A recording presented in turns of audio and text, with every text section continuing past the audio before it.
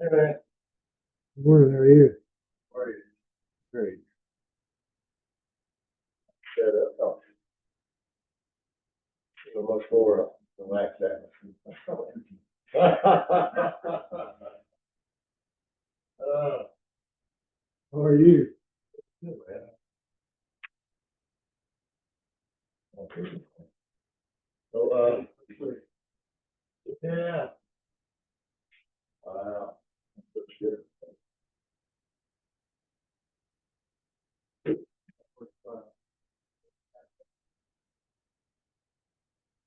What's that sweet taste to it? A little bit sad. I think I can do it. Oh, that's good. That's almost like cake. I don't know. You don't like all breakfast? I love breakfast. Mm, that's good.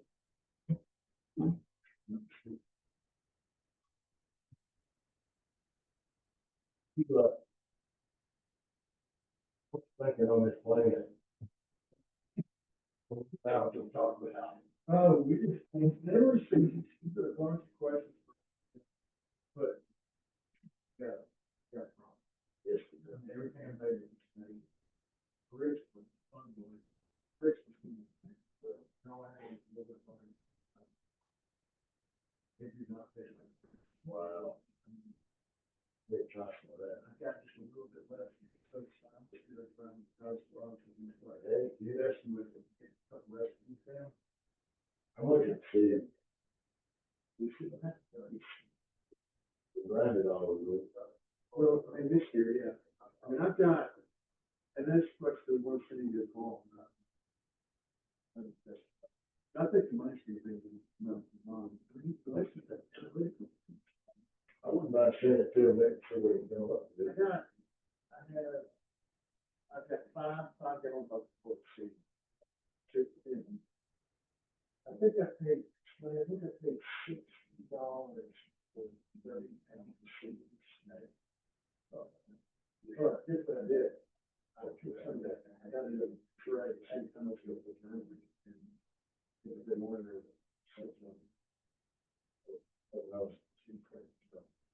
I think you got it. 36. So you already had some done. Hey, that's what it was. I want to do that. That 2 3 comes stuff. Short-term stuff. That would be awesome. Let's see like outside. I mean, this question's like, you know, do I have a logo? What's the colors? What's your name? What do you call this? I mean, all this. Yeah, all that. So she's got a list of questions. If we don't get to it today, it's fine. I've got another thing called. There you go, and hammer that out. I'm too confident we got it. Yeah. So that's not even including the mission. When I came outside the turkey truck, yeah, I saw it that or yesterday. Should be three green zones plus the cover crop. Parts of the road. So how much did you? I'm like, the whole property. I back there like, where did you stop? Well, we just go back there to the back, that next middle down. Now, I'm about to get another excavator, so I'm gonna probably pull all the trees out of them fields. So that's just gonna do a solid. Are you gonna be there Saturday? I gotta go pick up a boat at 10, and we talked about when I'll be back. Maybe after boat check come out. Yes, we can walk through. Yeah. So did you see anything? Did you see anything? Yeah, so so if you come in off that little hard, not this gate, the other entrance. To the right of the road? Yeah. I put some out there when I stopped the spot. I saw you this day. Yeah, we went up on top of that hill and put that all that. I mean, I didn't, where that brown top's at, I did not put it. We just do it like a. I did weed, clean weed. And I did put a little bit of a hay in it because I wasn't sure if it was going to do that week. So I said, well, I'll just grass savage. Not a lot. We'll see how the hay will take off anyway. I put the hay, seed, wheat, and that feeder, no, it's some type of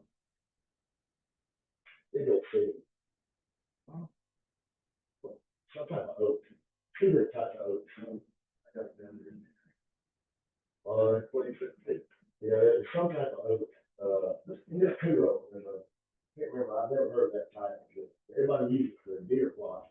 Those bags were only like $20 a piece. I can get like two-way, three-way, for $20 a bag. What I ought to do is go ahead and pick up more Saturday, we got rain Sunday morning. So across the road, somewhere, across from my place, I mowed all that. So, is that something you want to oversee, or just look like this? I think it's sweet, sweet like this. Yeah, I mean, this guy, so that's not, it's still over here, it does, now it does, we got, so it's still, well, it's in here to grow that grass on it. Well, you can do this again, this,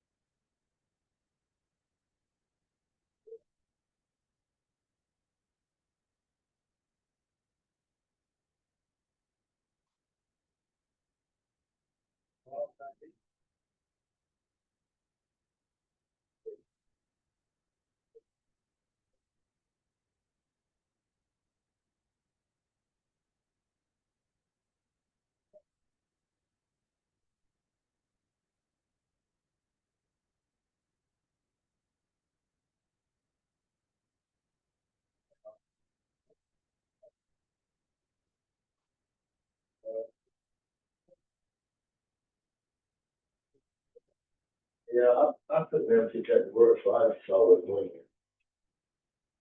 I mean, I got it here. All you have to do is you just click the mouse, hit the down and up arrow keys. I'll take this off. But when we do, we go to the, well, it doesn't have a power for it. Reservations for the game. This is the one. Oh, see one alley plan. Isn't he gonna have a Zoom call? Yeah, we're on Zoom now. Oh, okay. But I can minimize this so it's not on the screen. But when we go to Q&A, all I gotta do is stop sharing my screen and bring this back up and turn this around. And So she changed some stuff on that. That's what the latest one she just sent. Okay. Yeah, there's nothing nothing really different. There's some stuff at the end there, but it's pretty stuff. Yeah, she was supposed to put some more pictures in there. She's got the carriage and tail, the stuff that turned out to be like there. It's in there.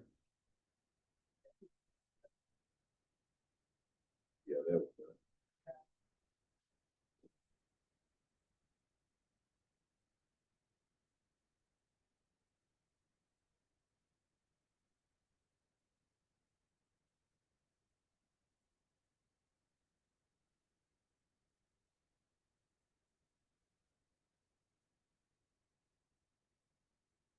You see that cabbage man, the difference in that size of those eight?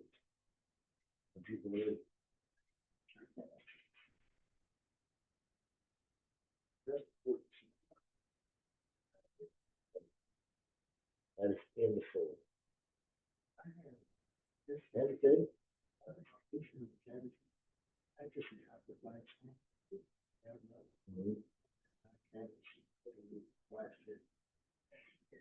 Can't beat that. I can't believe they survived a summer. Yeah, I mean, they started coming up. Wow. They started leaving out. I just running in. That's wild. I did treat 2 rows of strawberries the other day for trial. Good. Yeah. That's good. I'm glad you did. And of course, we really need to check. I got to. I hope everybody knows to come up here. You got that sign up there, and I told Celine if they show up, come up here. Is this the bridal? This was this used to be the staff house, and it's still there.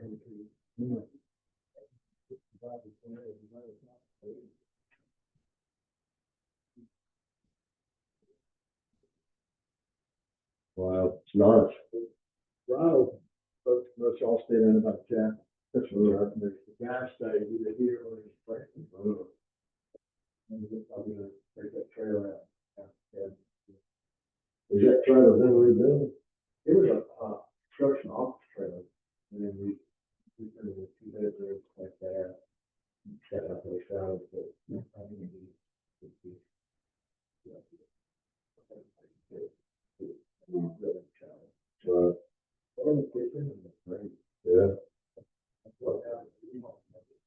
Cool.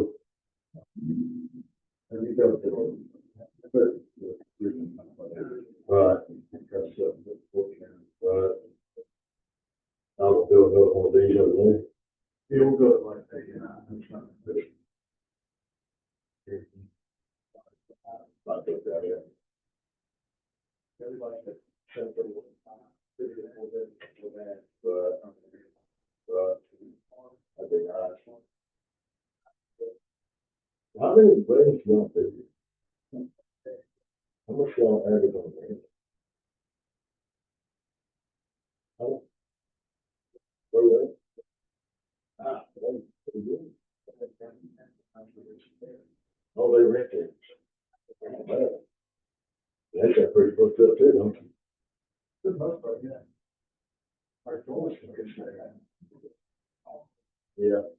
Well, if y'all have a little bit more house in there. See, it's like the Lord or the Southern would fix up that bad, so don't the last one. Yeah, they can, see, like, we would have something here, we could make them run around there and they could come here. And that's just 15 minutes down the road to get here, and we could use it to have, you can use this to have, it would generate money for them. You can also just. Yeah, you probably don't.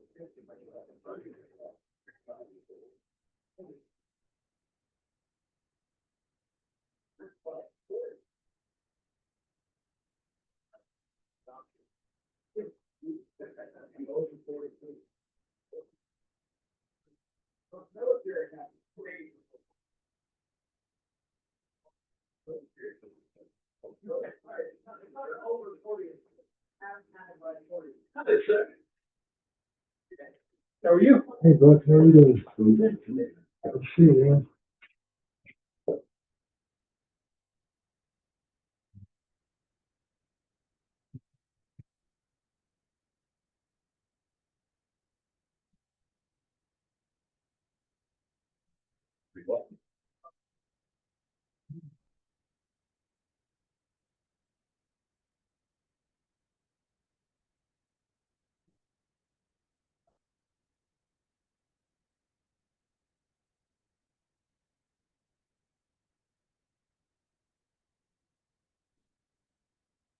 I got a few more brochures as far as the question we had here. Yeah, that's one thing that,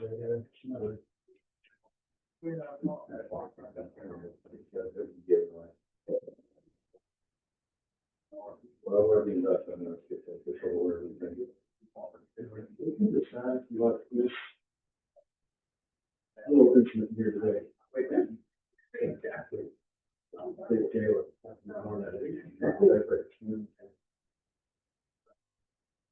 Yeah, good.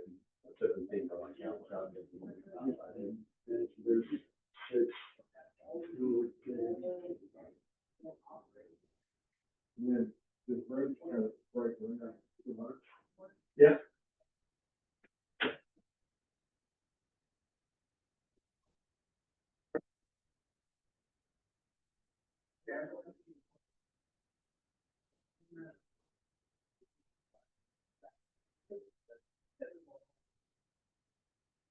They good. Sounds good all there.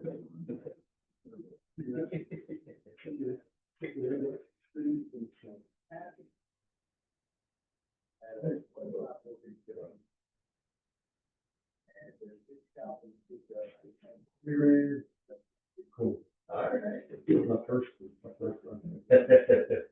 You managed to get the corn down to, not yet. okay. But we're getting some eventually. So Bill, I should invite him up, he makes it up here, he can take it back himself. Well, I tried that. He was, there's a consultant somewhere in some paper pulp plant. He needs to get around to the digs here.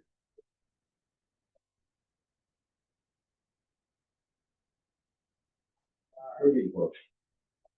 All the what we should work out. Or do that, so. Yeah. So far, I mean, I know there's been some steps up your face.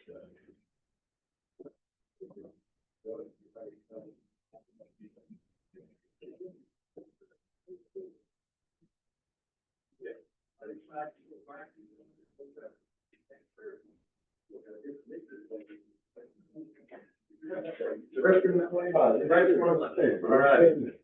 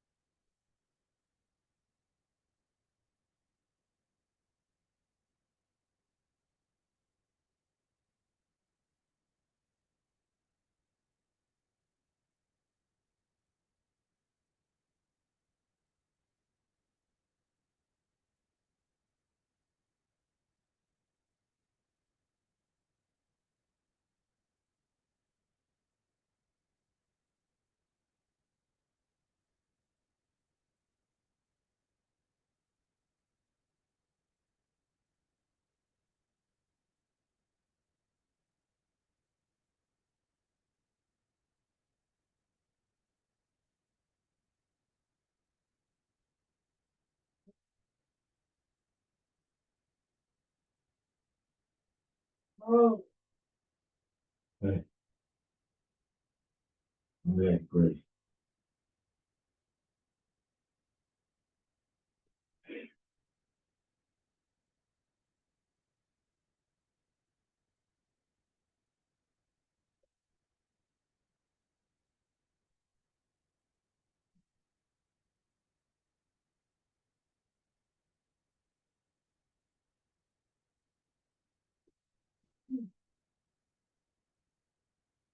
Oh,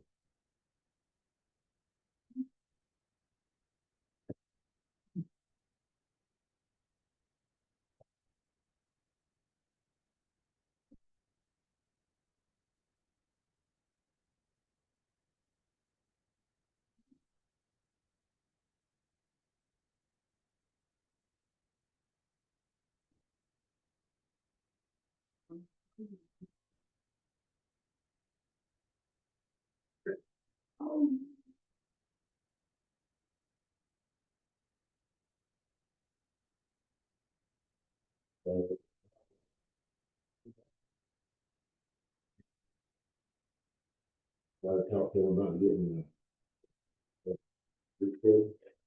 He showed him that, it's a simple little thing, without lawyers involved in it. It's not all work. Right before the shutdown, the government shutdown, I said, okay.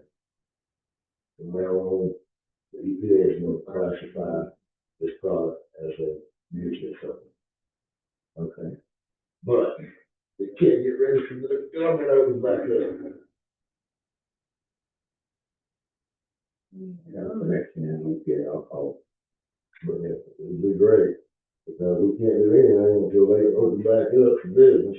And they come up and we can, I'll still reach out to them.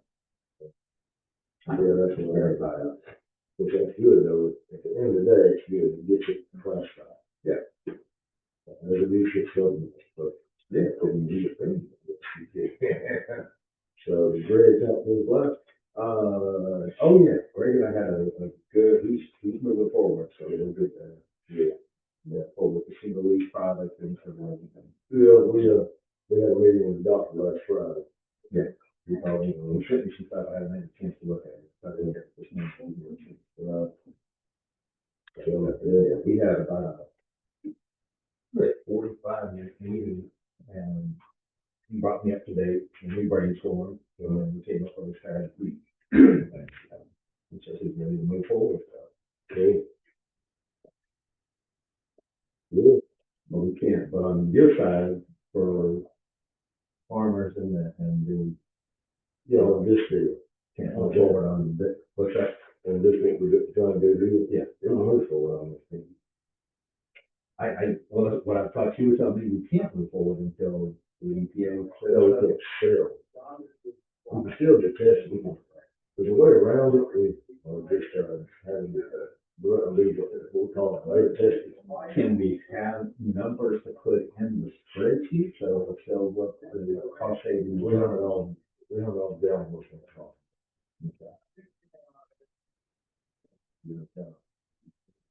Cost.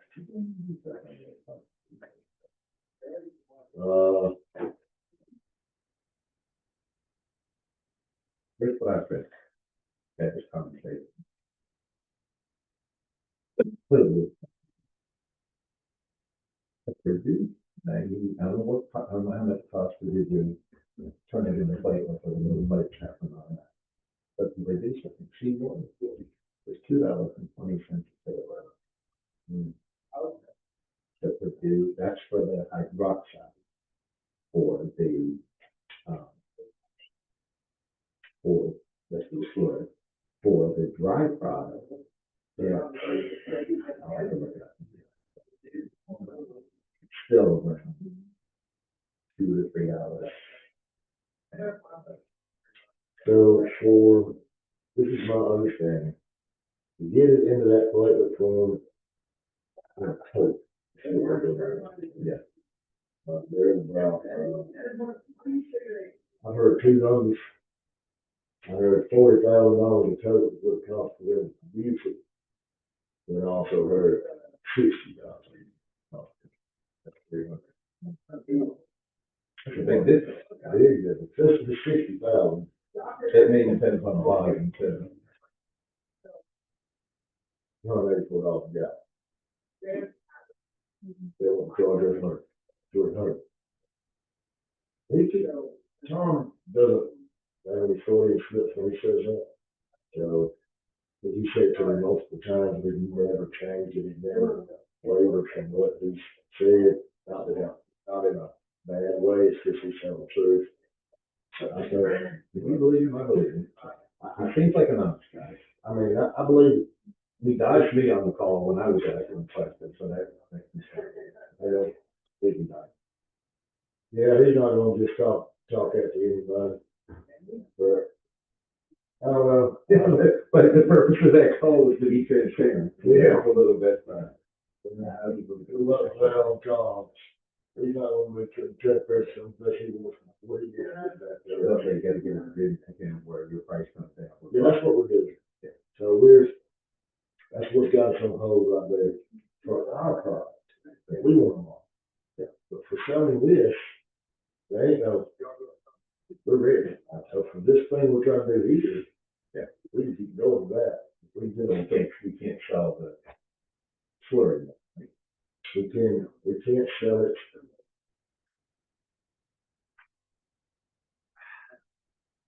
This is what, so, gray area there, we can sell it, but we can't, but they can't sell it, the company can't sell it.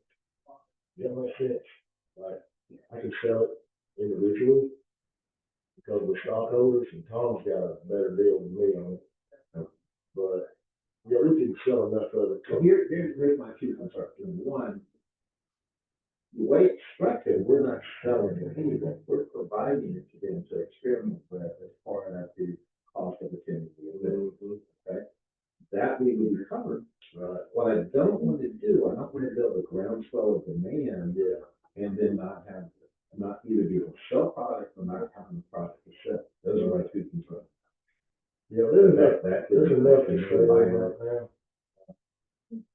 And what's going on with the tequila stuff, that may all, man, who knows what that's going. They're going in the lab with it. They're waiting for their next container. They're ready. They don't even hurt. Is this the Canadian government or who is it? The government, through the University of Guadalajara. Okay. And holistic. And the farmer, Don Julio is one of them. The growers are Don Julio.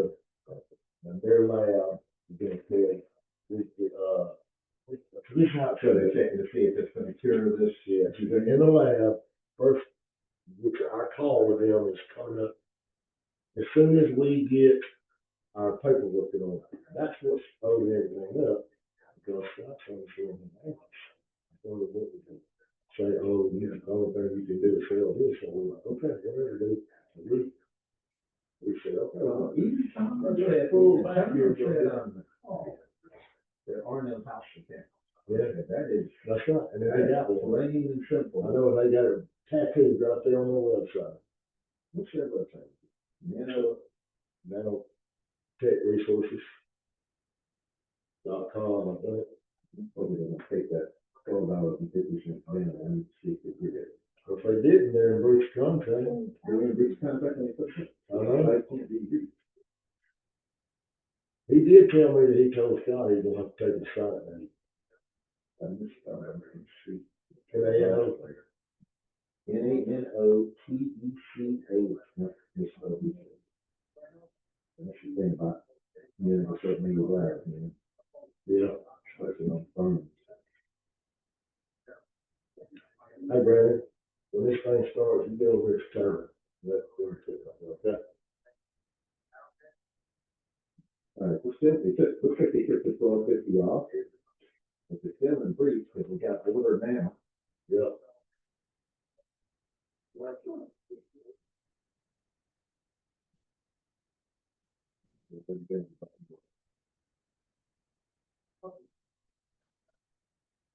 Button then, but you take order button off. Yeah, he told them once everybody started screaming, hey, you're in breach contract with that being there, Tom went and told Scott, so you're gonna take that down. You're breached the contract, you're not doing that. You can't have, the contract says deal specific, that's how you come on. Yeah. Hey, everybody. And see here, they're saying they're launching a store soon. They're launching what? They're launching a store soon. Well, that's breach number 2. Breach number 2. Hey, Allie. Hi there. I'm sitting here with Barry, and we're looking at Nanotech's website, and they've got a big thing up there saying that they're going to be launching a store soon. Okay. We are on a recorded call that is for the event, so let's talk about that in a different format. But yeah, we'll have to visit that. We're going to go somewhere else and talk with you. Yeah. Hey, Allie, how you doing? I'm great. How are you doing? Very good. I'm going to keep paying really close attention to the flow of the format today, Okay. so that I can make observations, recommendations that we can talk about. Wonderful. Wonderful. Perfect. And then I see that we've been able to get the slideshow connected into the Zoom link. Are we going to have a camera that has a view of the speaker? I can have to ask our videographer. Is our videographer here? No. Robert's running it. Okay. Robert is running the video. Okay. And this is Barry talking right now, right? This is Barry, yes. Okay. Yeah, I know you guys are in a new space today. Dr. Brandon. Okay. Yeah, Robert Mack's not coming, right? He said he was. He sent an email this morning. He said that Nick wasn't coming, but he was. Yeah, Nick's coming with. We're gonna get all our stuff together. How's it going? We're still getting somebody to contact. I got a contact that EPI on reach out to them. You don't do anything else. Oh. Ah. Wow. Yeah, contact everywhere, man. And about 30 years. He's making promises, I can ask. Yeah, I think this road is just down in close. Then they have to pay the fee. Once they get the fee paid, and then they Hi there, Chuck. You know, Good morning. I hope this microphone works. Yep, it's doing great. Oh, good.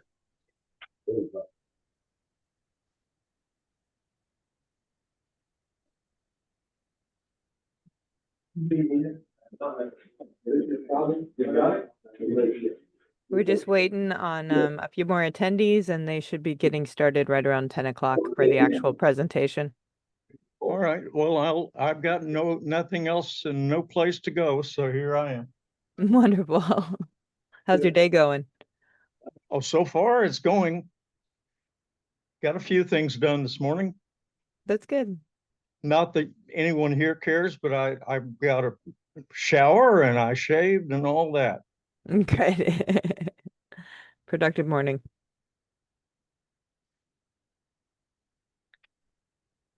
Let's see.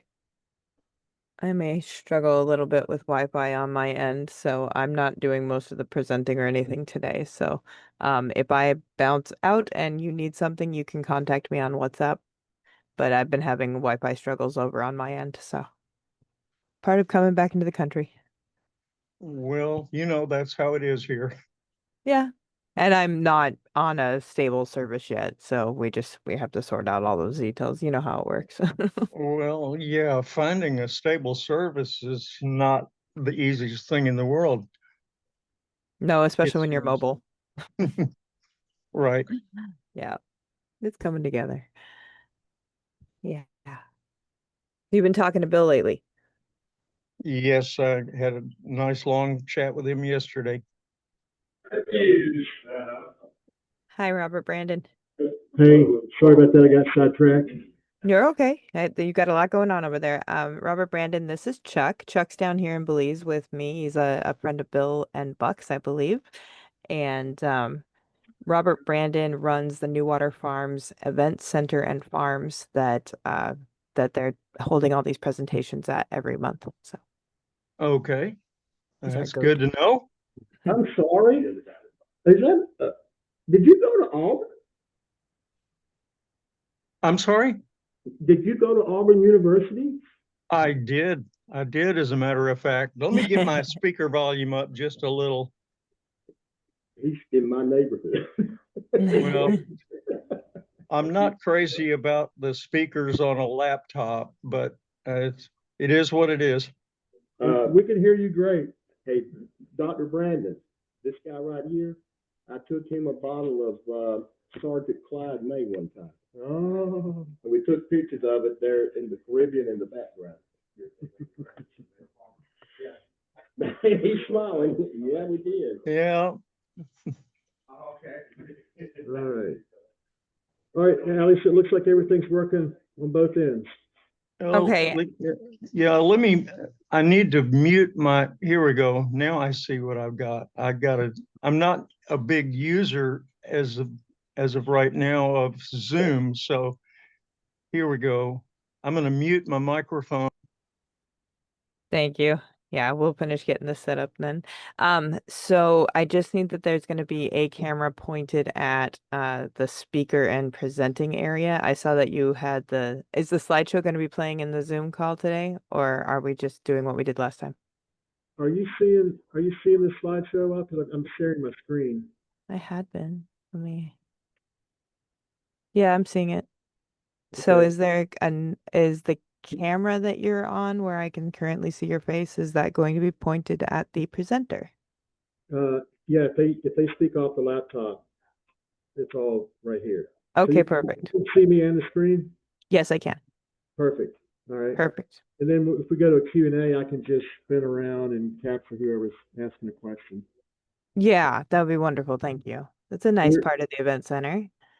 well, we're in a different space because there's a big gala, 250 people coming to a gala tomorrow night. So It's a day of prep. day of prep. So we're in one of the guest houses. Wonderful. Well, thank you for still hosting us. We appreciate it. So it'll be intimate. We'll get to know each other well. Right. I wish you were here for lunch. Aw, we appreciate that. I'm sure Chuck would love to come and be served over there. It's going to be good food. Chicken noodle soup with vegetables from the farm, and then I made cornbread last night from our heirloom corn. Ooh, Yeah, yum. So got to get to. Hey, I'm going to that Green Cover conference in December. Yeah. Guess who's going to go with me now? Who? Scotty. Hey, wonderful. Yeah, I said, I already got everything, the hotel room, everything. Just come on, go with me. I'm very excited for how Scotty's learning about regenerative farming and how he's getting into the culture of it. That's exciting. Yeah, I tell you what, it's not just learning. At his farm, we're expanding our fields, and he told me he dished it up and cover cropped it. Ah, that's so cool. I love to hear it.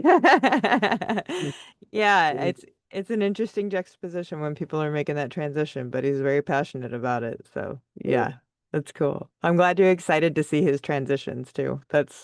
It's nice to know that he has community around him cheering him on through such a big change. And vice versa. So, all right, so let me gather everybody. It's about 10 o'clock, so we can start on time. And I'll do some housekeeping things. And I guess, do you want to call the meeting to order? How do you want to start it out? Is Scotty there to lead today? Yeah, you see. I'm pretty much fine with them if Scotty wants to just take the lead on it and do what he did last time. Okay. And I'll be here if you have any questions, but I think Robert Mackey's on site too, or will be. He's here, yeah. Buck's here, Barry's Okay. here. Okay. So they should be able to kind of run the show. They've been doing this enough times, so let me know if there's any specific questions. But All yeah. right. All right, give But us a minute to roll. thank you. All right, thanks.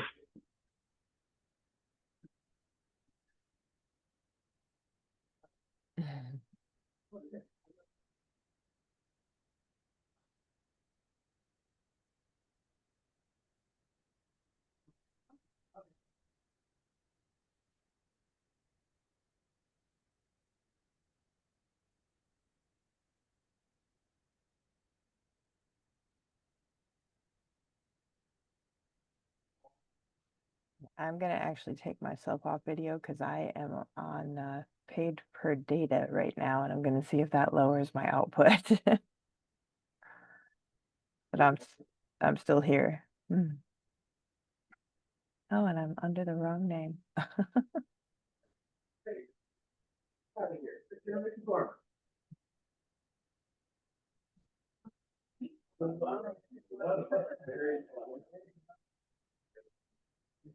Or just grab a seat or pull up a chair, grab a stool, on the floor. Whatever you feel. Who all got the Zoom in so far? We have Allie, and I can't, let's see, I think there's Mr. Chuck. Chuck. All right. Hey, guys. Hey there, Buck. Good to see you. I'll make It's a good. call and see where a few folks are. Wonderful. You might want to grab a chair, a seat. Scotty can talk for a long time. Oh, he's a man of few words. Scotty's here for a fifth generation of farmer. You know a lot of us, but maybe, were you a farmer? Old fashioned.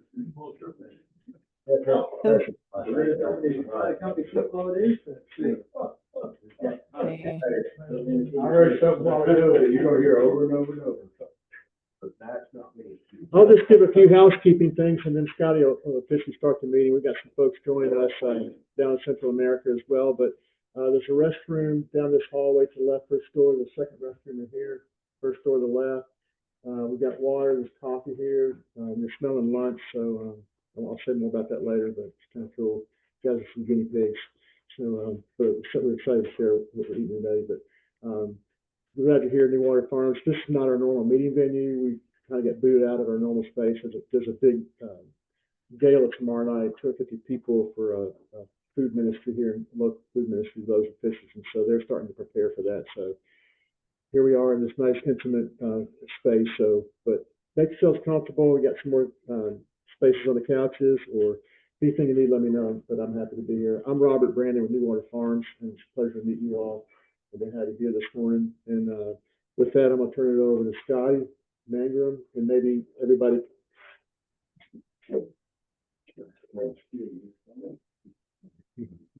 Hey, Robert. Yes, Alan. Robert, can you lower the camera just a hair so that we see a little bit more of whoever's presenting? That's Is that- good. Yeah, that's much better. Thank you. Scotty and I are about the same height, so that works. Okay, and then Chuck, when you are on this, there's a slideshow presentation that goes with it, and it's not just showing up on the screen right now. If you go to the top of your Zoom meeting space, that you'll see something says meetings, and then see Robert Brandon's screen, and you should be able to watch the slideshow when they're going through the slideshow that way. Okay, great. All right, we're good to go.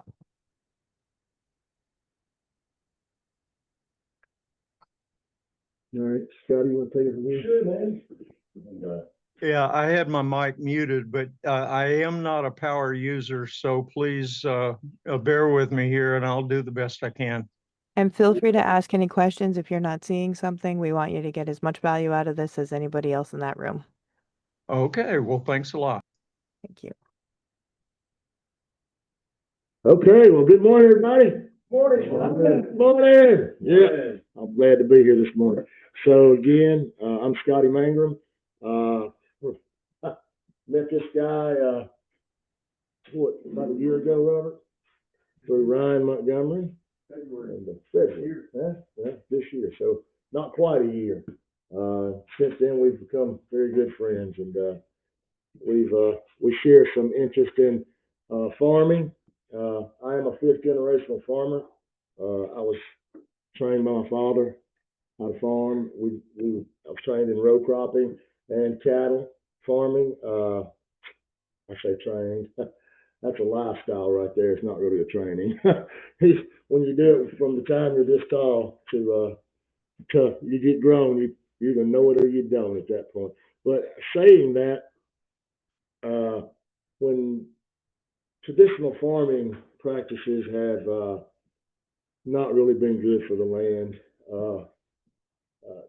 the way that they have been done in the past, I noticed on my own property from where they cotton farmed it for years that most of my topsoil is in the creek because of erosion and things like that.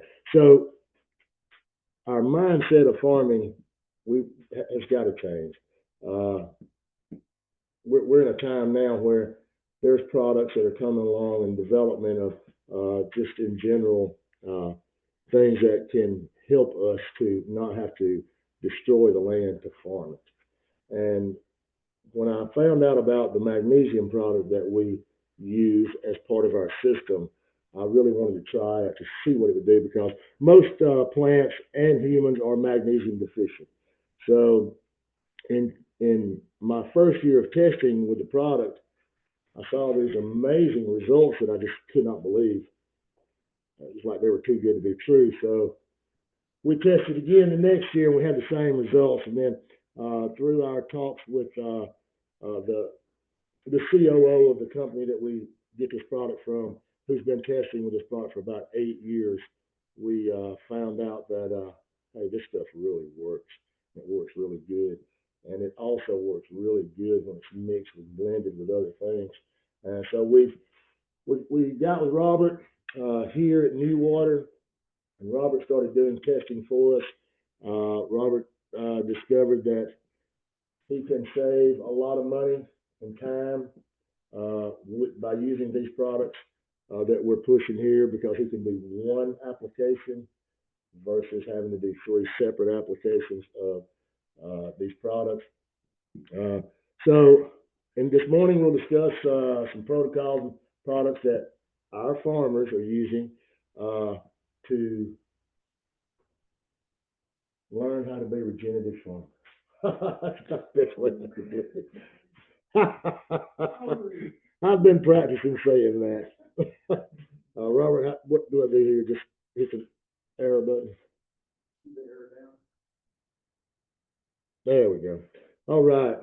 So the agri-harvest system, again, the agri-harvest system is basically what we're calling, it's a network of farmers and growers that believe in having healthier crops, more plentiful yields, and we've noticed in our testing that we are getting some incredible yields out of this, out of these products, the use of these products. I don't want to get into Robert's part of his speech he's got to give here, but I just wanted to say that, you know, these systems, from my perspective, are probably some of the best that I've ever seen, what we're doing right here. And it is, that's not me, by the way. That's not my track. AgriHarvest Solutions is operated by farmers, growers, and business people invested in the health and well-being of the agriculture industry in the United States and worldwide. We are here today to share our system that we have developed. It brings better balance of the whole operation and improves the bottom line as a farmer or a grower. So if you see a need, then you feel that need. From our experience, we've witnessed most farmers struggle with these things: nutrient density, insects, bacteria, molds, regulations, eradications, weather events, and that list goes on and on. Happier farms, healthier yields. And we're trying to develop a 360-degree approach that better supports the wellness of the farmers and their produce. In our system, we're mixing Plentiful Harvest, which is a magnesium-based product, NutriPlant 643, which is a liquid fertilizer, foliar applied liquid fertilizer, and a deer repellent. I don't know about everybody where they're from, but here we have a major problem with deer getting into our farms, and the system seems to be working pretty good for doing that, exactly what it's supposed to. The benefits have been less bugs, less bacteria and mold, higher yields, more resilience to heat, drought, and overwatering, more supple plants with a stronger immunity. We'll get into all that stuff here in just a little bit. I just want to run through this. I do want to show you this. This was some testing that we did about a year ago. We tested 56 seed varieties. This was a black oil sunflower. These plants are exactly the same age here. You'll notice the plant on the left, it's maxing out at about 15 inches. Where the one on the right over here, I think we're at about 27 inches fully mature with a bloom. And as you can see in the picture on the right, if you look closely, you'll see these the other blooms pods that haven't opened yet. That's just showing that these plants are all within the same time frame of when they're going to produce here. Now, again, that may not sound like much, but these are 60 to 90 day crops right here. So we're probably at the 50-day mark here. I can't remember exactly the day, but we've already got a bloom. So we have cut that production time for sunflowers down incredibly. They really responded to it. We did a seed bath on them before we planted.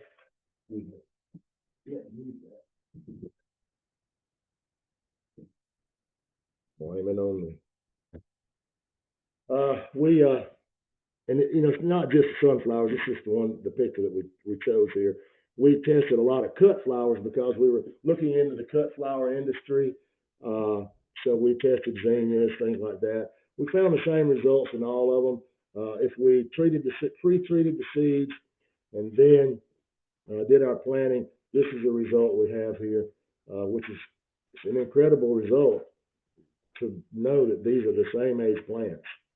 And when you're talking cutting 20, 25, 30 days off of a growth cycle, man, you've really increased there. Not to mention the fact that sunflowers typically only have one bloom. And in some cases, and I didn't get a picture of it, I'm having 2 to 3 blooms per plant. So that's an incredible thing right there for production. This is a production sunflower. I wanted to make sure that I showed these because farmers, if you eat sunflowers or if you use sunflower oil, black oil sunflowers that you're eating and using. So just wanted you to know that. I think at this point, I'm going to turn this over to and let Allie give her little presentation here. did a lot.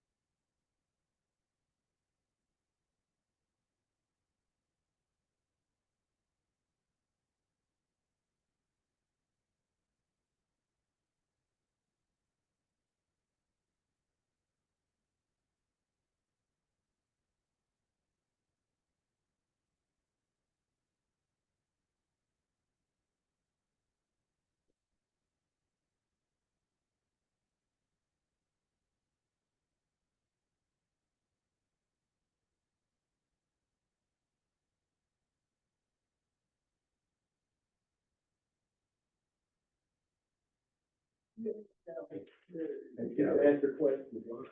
You can. All right. So now we get into the new water farms part of the presentation. So I'm going to invite Dr. Brendan back up, and I'm going to let him have the floor.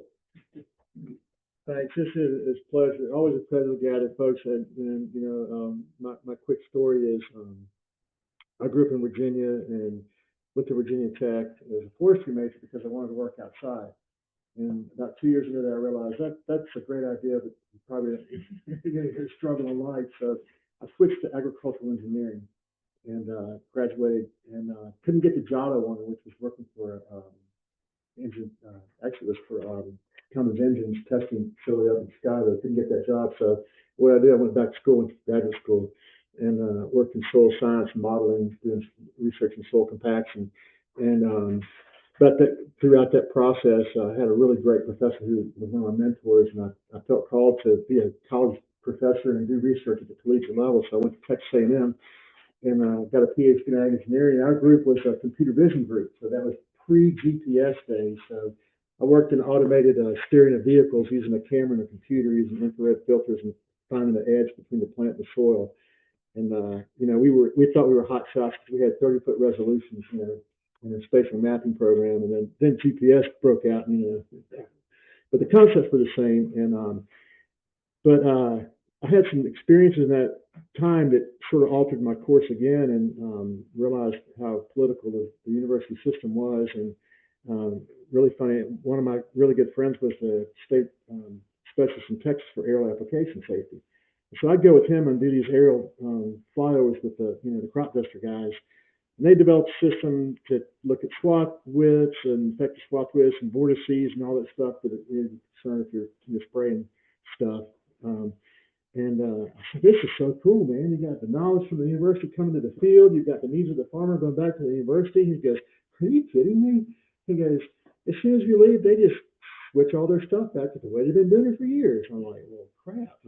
I don't want to be in that kind of program. So about that time, we were really involved in our church and really felt that our next journey was going to be in vocational ministry. So I finished my PhD and went straight to seminary after that. So did a music degree and 15 years of vocational ministry in churches, small town, a lot of times small, and doing music, and just absolutely loved it. But we came to Birmingham in 1999, and again, another course change, started doing HR work in a medical practice. So, I'm like a freaking beacon going all over the place, But what's interesting is in September 1993, September of 2023, I just hated my HR job. It had gotten out of control, and we had 130 employees in the medical world, all that stuff you got to do.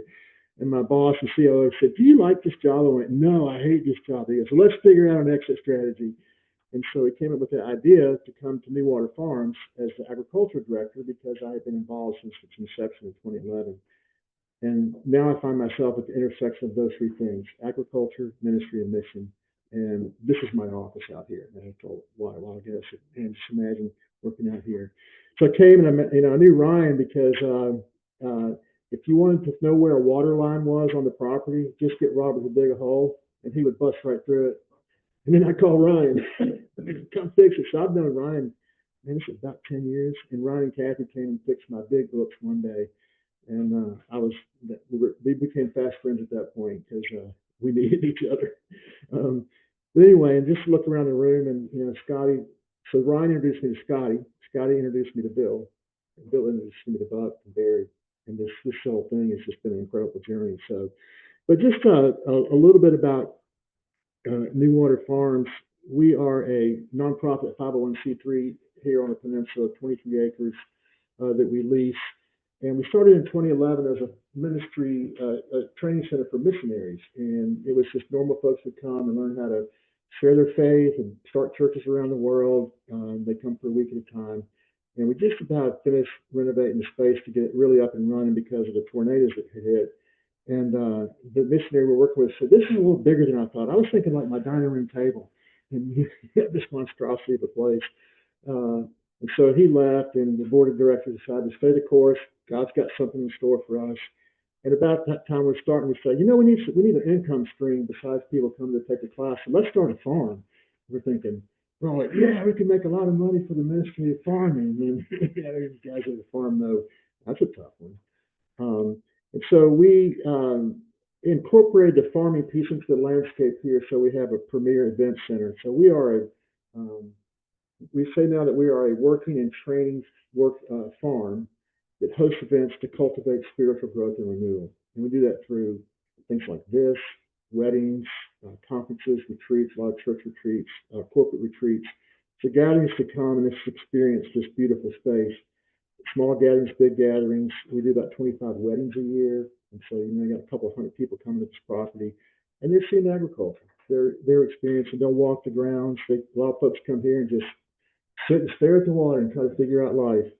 And so we have that opportunity here. But in that ag piece, my experience had been, growing up in a kind of a rural area in Virginia, we had a garden. We didn't buy vegetables. We picked and weeded and did all the stuff you have to do. It really wasn't a lot of fun.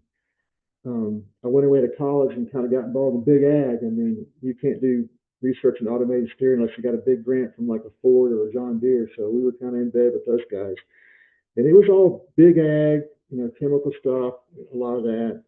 And then, detoured and went the ministry route. And then I think coming here in 2023 and meeting Ryan on a similar journey, he's talking about vermiculture, and I had to go look it up and see what that was. But he was on a similar journey, I'd say, of how does this system work together? And that's where I find myself now is how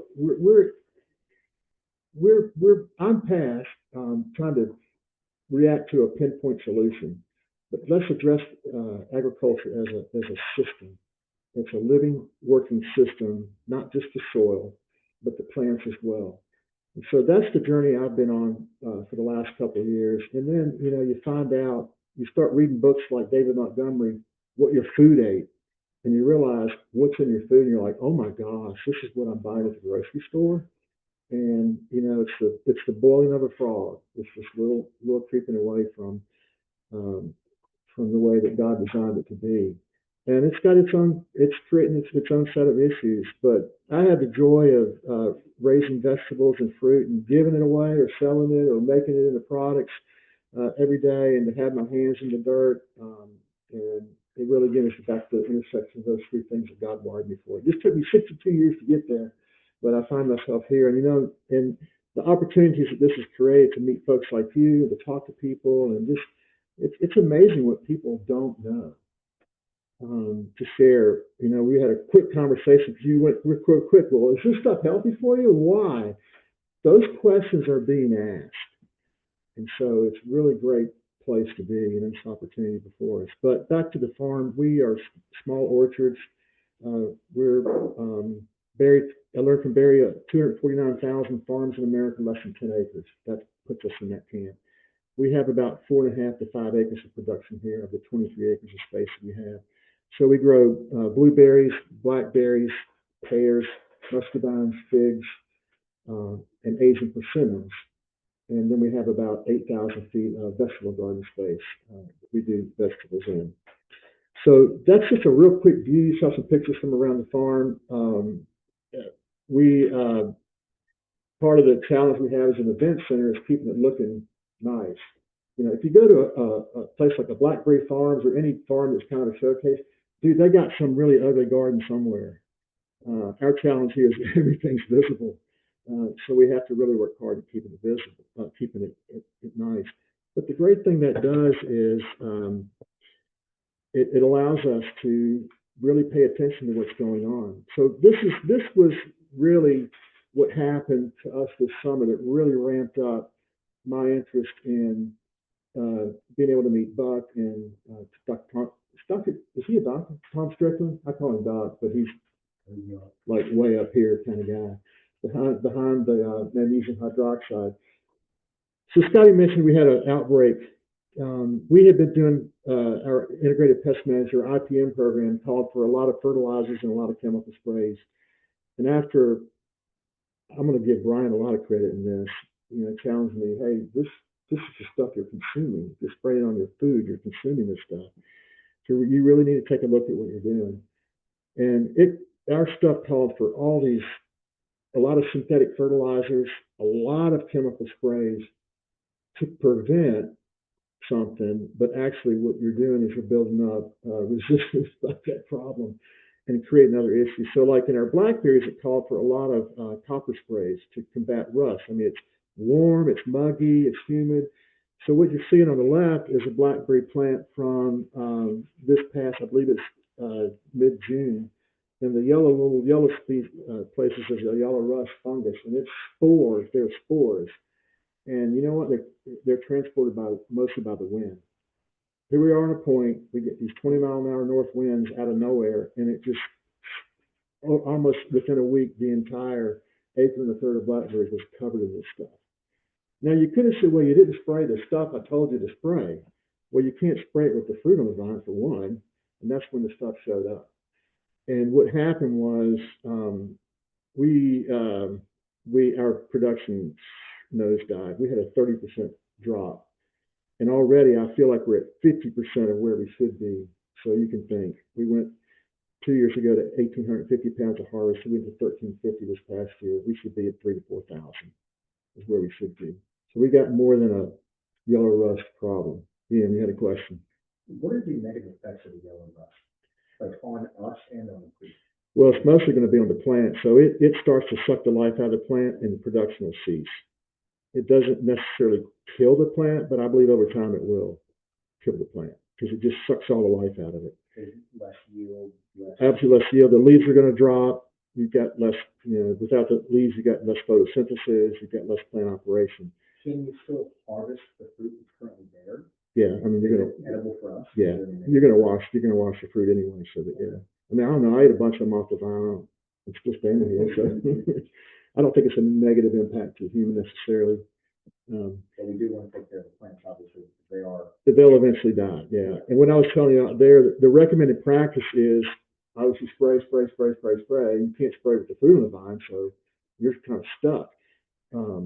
The second recommendation, you look and it's I wasn't told by the extension agent because they would say spray. We never had that conversation. But if you did any kind of research in any kind of fungus like this, Scotty may tell you later that it's the same thing as some similar fruits. Dig the plant up, go burn it. I mean, like the roots and everything, yank it out of the ground, and leave your land dormant for 3 years. So that's really not a very viable option for anybody that's in production agriculture is to get rid of your cash crop for 3 years and just let it sit there. And really, as I said, the stuff is airborne, so my neighbor could have it. I plant the stuff back again, and guess what? I'm going to have it again. So it's a pervasive problem that we have, especially here in the South, with our weather conditions, humidity, warm temperatures, and the breeze. But also, if I'm picking and I got a little on my hand as I touch that plant, I've transported that spore to the next plant. So it's easily transferable. So that's when Tom Strickland, we really got, I had them come out and they spent a half a day here looking and diagnosing and make a recommendation. So we went to the magnesium hydroxide solution to this problem. And they found similar results in strawberries in Florida, same rust. And so we did a soil drench and then we did a foliar application. We get really weeds about parts per million dilution rates, which I'll talk to you a little bit about, to get this in the plant. And unfortunately, I didn't test before to see what our magnesium deficiency was in the soil or if there was one. But we did after we cut the old vines out, I'll show you this more when we walk around today. We went to the new vines, we did a soil drench, we saturated that soil around the root base, and then every week we did a foliar spray on the plant itself that it would uptake that magnesium. So it's going to have a magnesium-rich environment to grow in to kill the rust off. So this is, the slide on the left is the issue we had in June. This is a couple of weeks ago where we've been applying the magnesium. So we went to the entire blackberry. I wasn't going to have a control, so I'm like, we got a problem here. So we've been doing the entire acre and a third of blackberry treatments since the end of June. And I found just a couple of leaves every now and then. It's usually after a rainfall when it's been kind of muggy, particularly if they're kind of laying on the ground where it stays wet. and I think I found like 6 leaves out of the whole orchard over the last couple of weeks where there's a few spores, but I'm not seeing it, so I can testify. We also back to the I think it's the next slide. Yeah, let me say we've one thing about agriculture is there's a lot of costs that people don't really think about, non-farmers folks especially, just the care.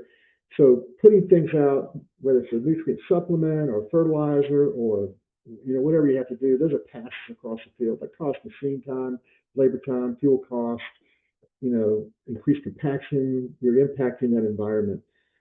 So realize, we do have to fertilize our plants. They need help.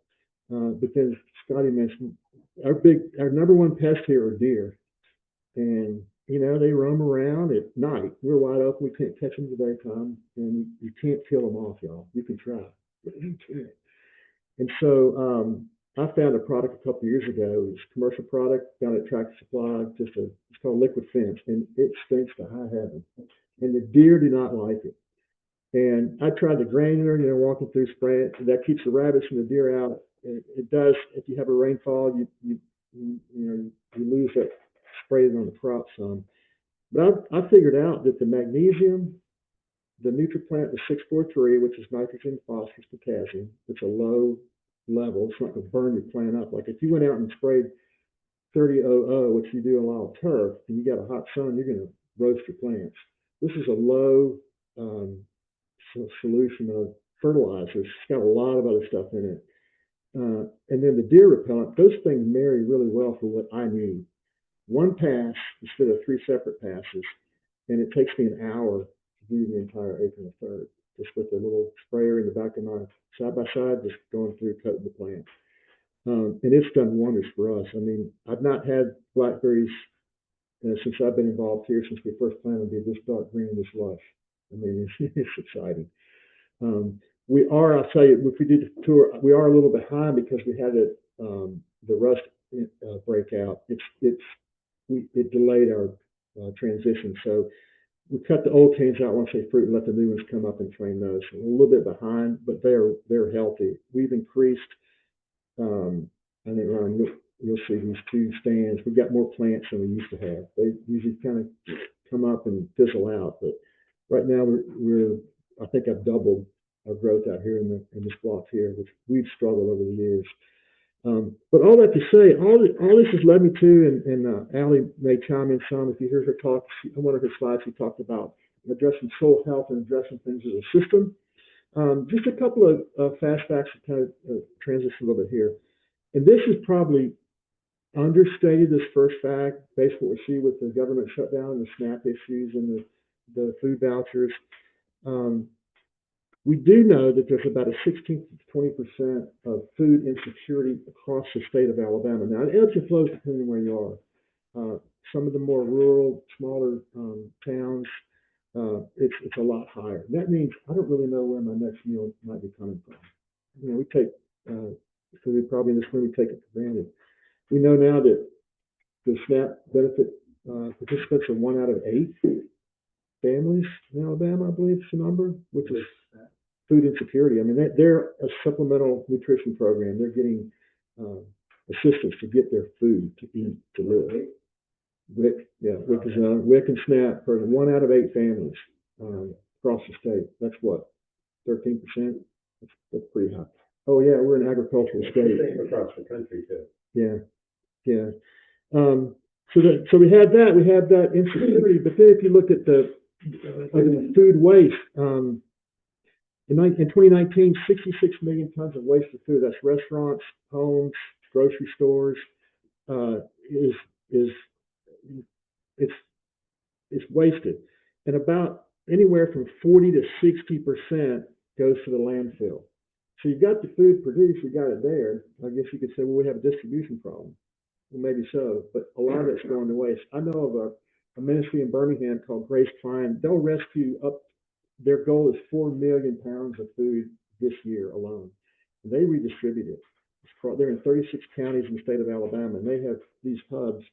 They'll get tractor trailer loads of stuff, from like a Tyson or somebody like that. They've got avocados or chickens that were going to go to the landfill.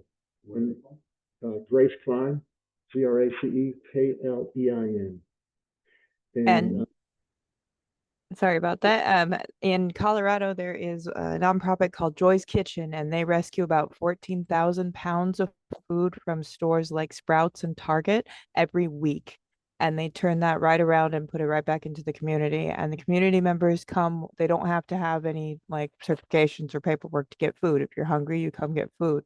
But they go home with enough food to feed them for the month. It's like $300 worth of food.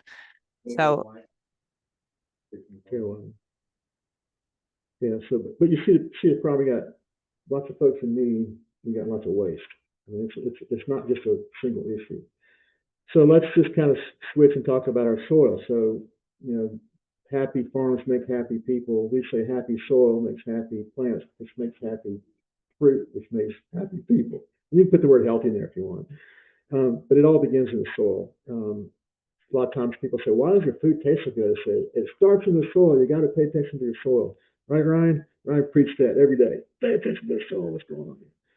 But if you look at what we're putting in our soils, and I'm not, you know, please hear me say, I'm not saying everybody's all wrong and we're right. Everybody's trying to do the right thing. I mean, they're trying to raise food. They got to raise food. But if you look at the amount of herbicides, the pesticides, insecticides, really what we're seeing is the end result of that is soil sterility. And we know that from just the glyphosate, the Roundup. You keep spraying Roundup, spraying Roundup. You build up a resistance in the plant, but also you kill everything in the soil. They wanted us to believe it was soil borne, but the plant takes it, it goes down into the soil.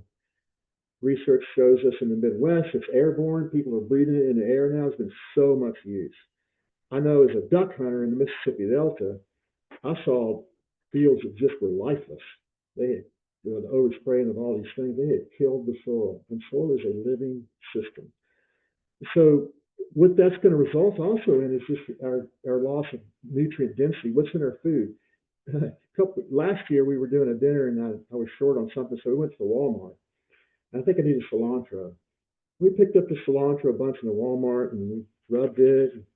It's like, there's no smell. We tasted it, like, there's no taste. There's like nothing in this thing. I mean, you go out here to our garden, you find a cilantro, and you just brush it, and the whole garden smell like cilantro. What you're going to eat, some of what you're going to eat today is right out of the garden. It was there yesterday. And Barry made a comment last time, what's these peppers, man? It's amazing. So, well, it just came out of the garden. It had some of the natural things in it. So we got insecurity, we got waste, we're killing our source of our food, and then also now we're losing our soil. Estimates are 0.3% of soil is lost every year globally. So you get 0.3%, that's not much. We'll say that's 10 years, that's 3%. Say 100 years, we're up in a crisis issue. That's erosion, degradation, leaving the soil open. The moldboard plow is a big contributor to that. I've got to plow my soil and leave it bare on the hillside and it washes away. So we've got insecurity, we've got waste, we're killing our soils, and now we're losing our source for our plants. So those are some quick, fast facts. And so before I moved down here with my neighbor, he was a big podcast guy, and his favorite guy was Joe Rogan. He's Joe Rogan. So he goes, hey man, you gotta listen. You're doing gardening stuff. You need to listen to this podcast. It's Joe Rogan interviewing Will Harris. I'm like, again, who's Joe Rogan? Who the heck is Will Harris? Will Harris is White Oak Pastures over in Bluffton, Georgia, the poorest county in the state of Georgia. He was a fifth generation farmer, conventional ag guy, cattle production. They shipped a lot of cattle to the slaughterhouses in the Midwest. And they had 3 employees in a town of 200. Ag state needs, obviously. And he said, one day I woke up and I realized, and the question I would ask, every day I would wake up, I'd say, what am I going to kill today? Is it a cow? Is it a bud? Is it a weed? Is it a pest? He goes, wait, I'm a farmer. I'm in the life business. I should be asking, what am I going to help thrive and come to life? And he said, I was convicted. You've got to listen to him. He's from the University of Georgia, and he's got this good old drawl. He's just fun to listen to. He's even better fun to meet. But he talked about, I've got to make a change here. And so he started researching and found these other guys, uh, Joel Salatin up at Polyface Farms in Virginia, Gabe Brown out in North Dakota. I mean, there's all these guys who were championing this thing, and he said, I got to make a change. So over the course of 25 years, he changed his operation to a more regenerative, and we'll kind of talk about what that is. They have 180 employees. There's only 200 in town. They built their own slaughterhouse. They slaughter 25 cattle a day. They're shipping beef, organically grown beef, grass finished, not grass fed, grass finished, in the 48 states. Got a multi-million-dollar operation now, and it's totally changed the way he farms. Interesting, his neighbors haven't changed their practice. He has hardly any soil loss. He's got documentary after documentary of the creek coming from my farm and the creek coming from the neighbor's farm, and it's like chocolate milk over here and clear water here. And he's joined a host of folks that are promoting regenerative conservation. I mean, here is conservation agriculture. But here's the deal. It focuses on soil health and the entire ecosystem. And we'll get to that real quick in a second. So the goal is to improve soil quality, to make it, it can sustain life, increase biodiversity, and use water or not lose water. Real quick, what we've been able to do here is, by these practices, our organic matter in our garden is 5%. That's not very much. But if you got 1% in Alabama, you're doing really well. A 1-inch organic matter content in your soil will accept a 1-inch rain event. That doesn't sound like a lot. We get some intensive rains here. But 1-inch rain event over an acre is 26,000 gallons of water. So if you can think about here, the way our topography is, we're on this ridge running down the midline of the property. Everything slopes to the lake. So over the years, all the great soil is out there in the water. So we're a red clay state, right? So several years ago, our soil depth was probably an inch or two, maybe. So we changed this practice, and we've got our organic matter up to 5%, which means it'll accept 5 inches of rain without much runoff at all. So we're seeing infiltration into the soil.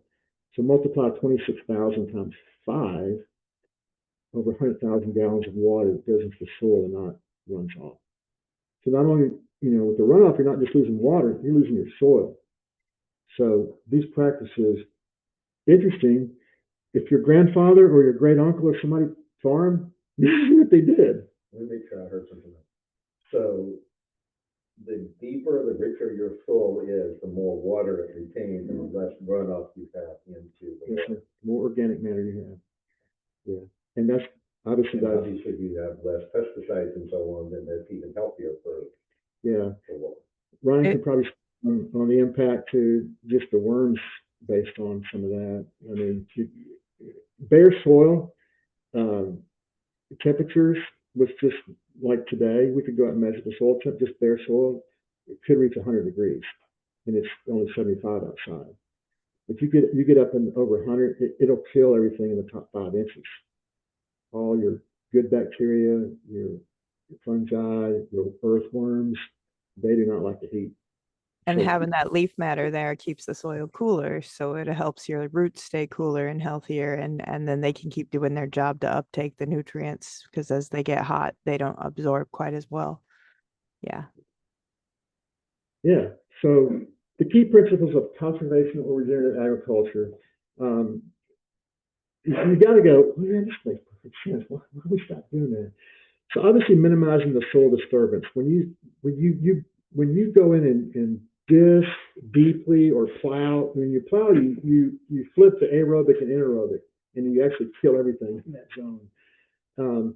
But disturbing that soil breaks up the natural things that are happening, and it's a pressure. It's a pressure. So that's plowing and tilling.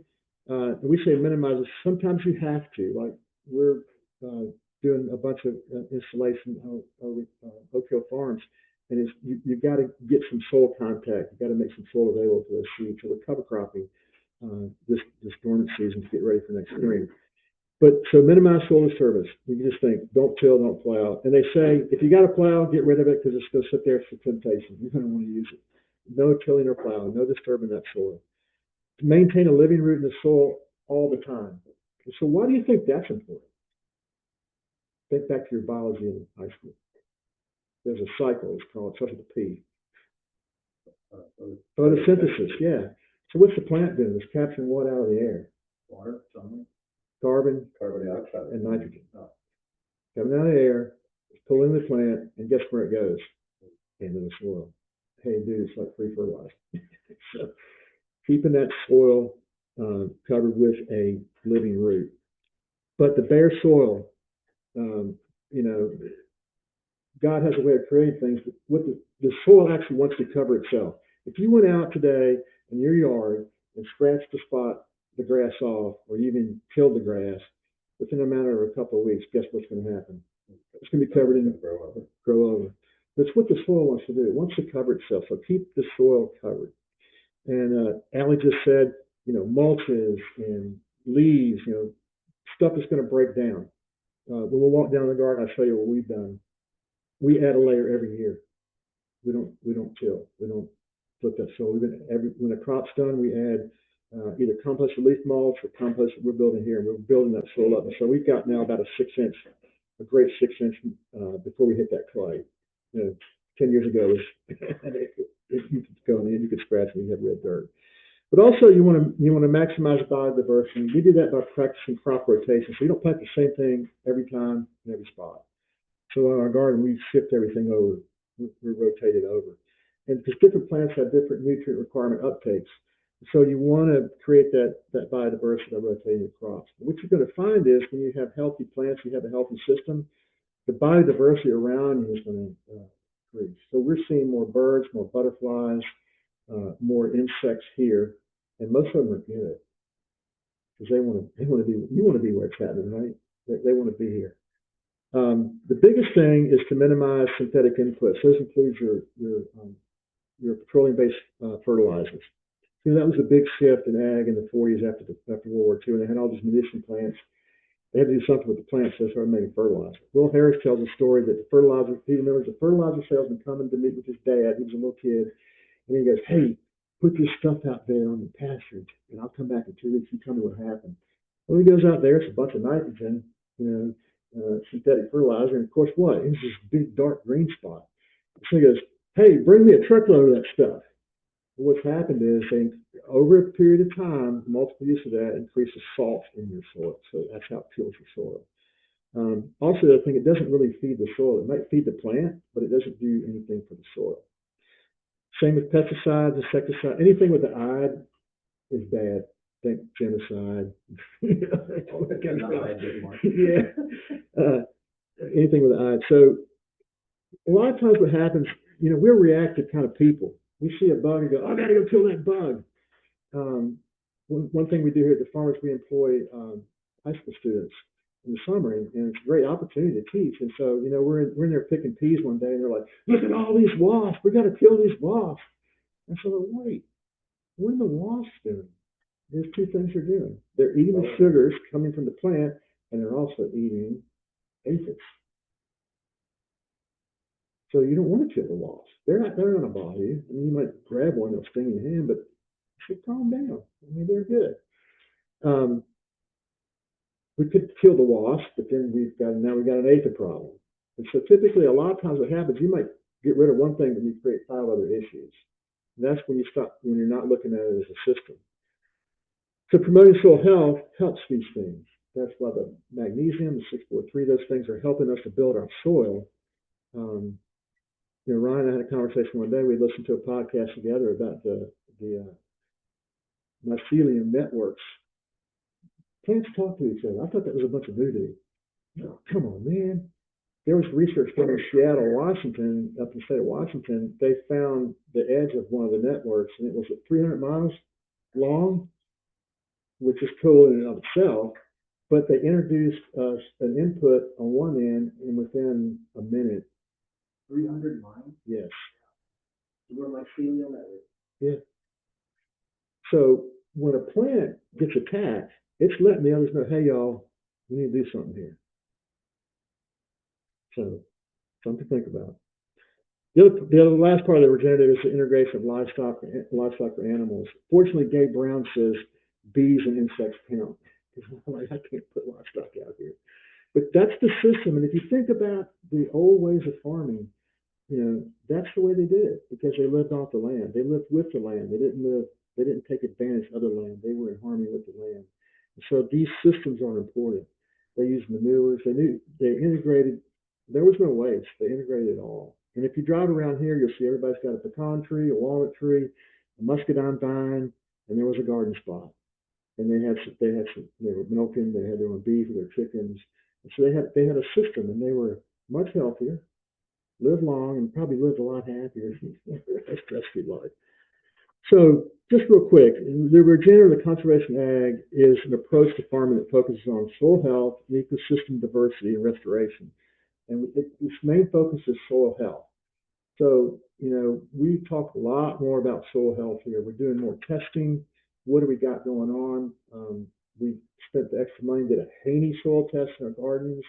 We just did soil tests in our blackberries. I sent off plants for plant analysis. I'll get those results in a couple of days. So you got to kind of go, So I learned this saying back when I worked at the medical folks. If you went to the doctor and he gave you a prescription without a diagnosis, you know what that's called, right? Fraud.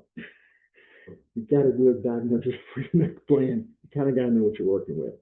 I say, and Allie will tell you this too. Get intimate with your space. You got to know your context, but you kind of got to know what's going on, not just in the plant, not just in the produce.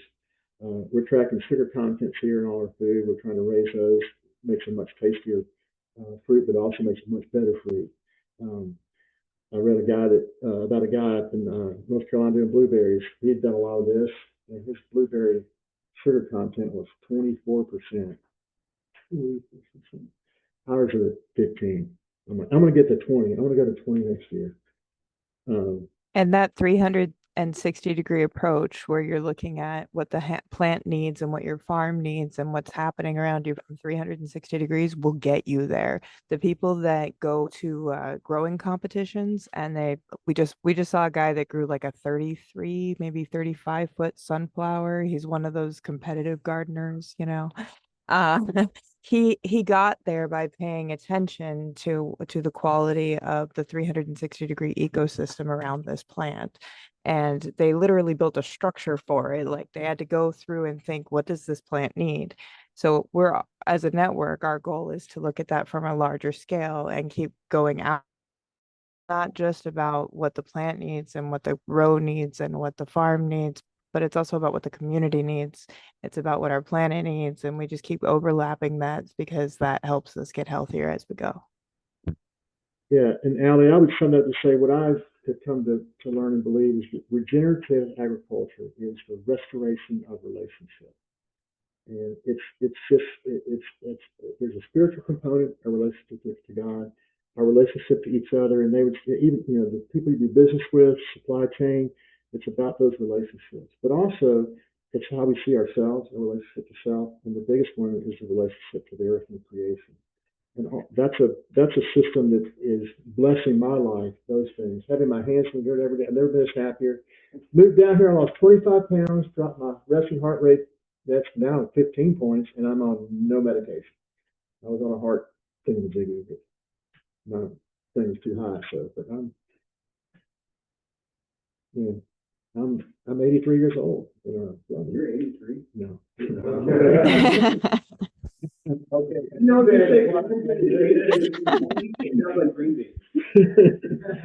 Yeah, no, I'm 63. I'm still. Yeah. So anyway, You sell it well, though. yeah. Maybe You said. Allie, any questions at this point? We can go kind of do a real quick walkabout and show you kind of the blackberries and what's going there, and show you the garden, what we're doing there. Chuck, do you have any questions at this point? We'll let him unmute. No, the only question I was going to have is whether or not you had ever been in contact with Joel Salatin, but obviously you have. So I think that's wonderful because he is on that very same page, I believe. Yeah, I would love to meet him. I follow him and read a lot about him. His famous thing is the chicken tractor. If you Mm-hmm. that, yeah, his movable pin. Yeah. Every day. Yeah, and basic.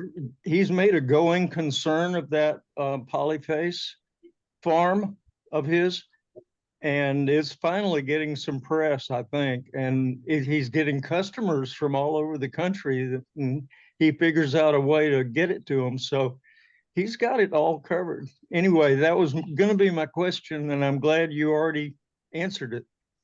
Yes, sir. What's his name again? What's the name of this farm? Joel Cool, Chuck. Thank you. Salatin. I think it's like Salatin. He's got a website called Lunatic Farmer.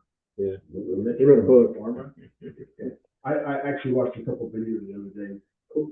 Yeah, the farm is Polyface, Polyface farm. He's got a YouTube channel. Numerous videos. Wealth of information. Before we go to the farm, once we come back, we're gonna eat, and we'll just do a Q&A thing, we'll introduce, product.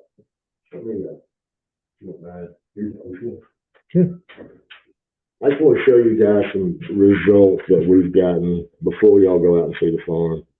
Give me just a second. Those are amazing French fries,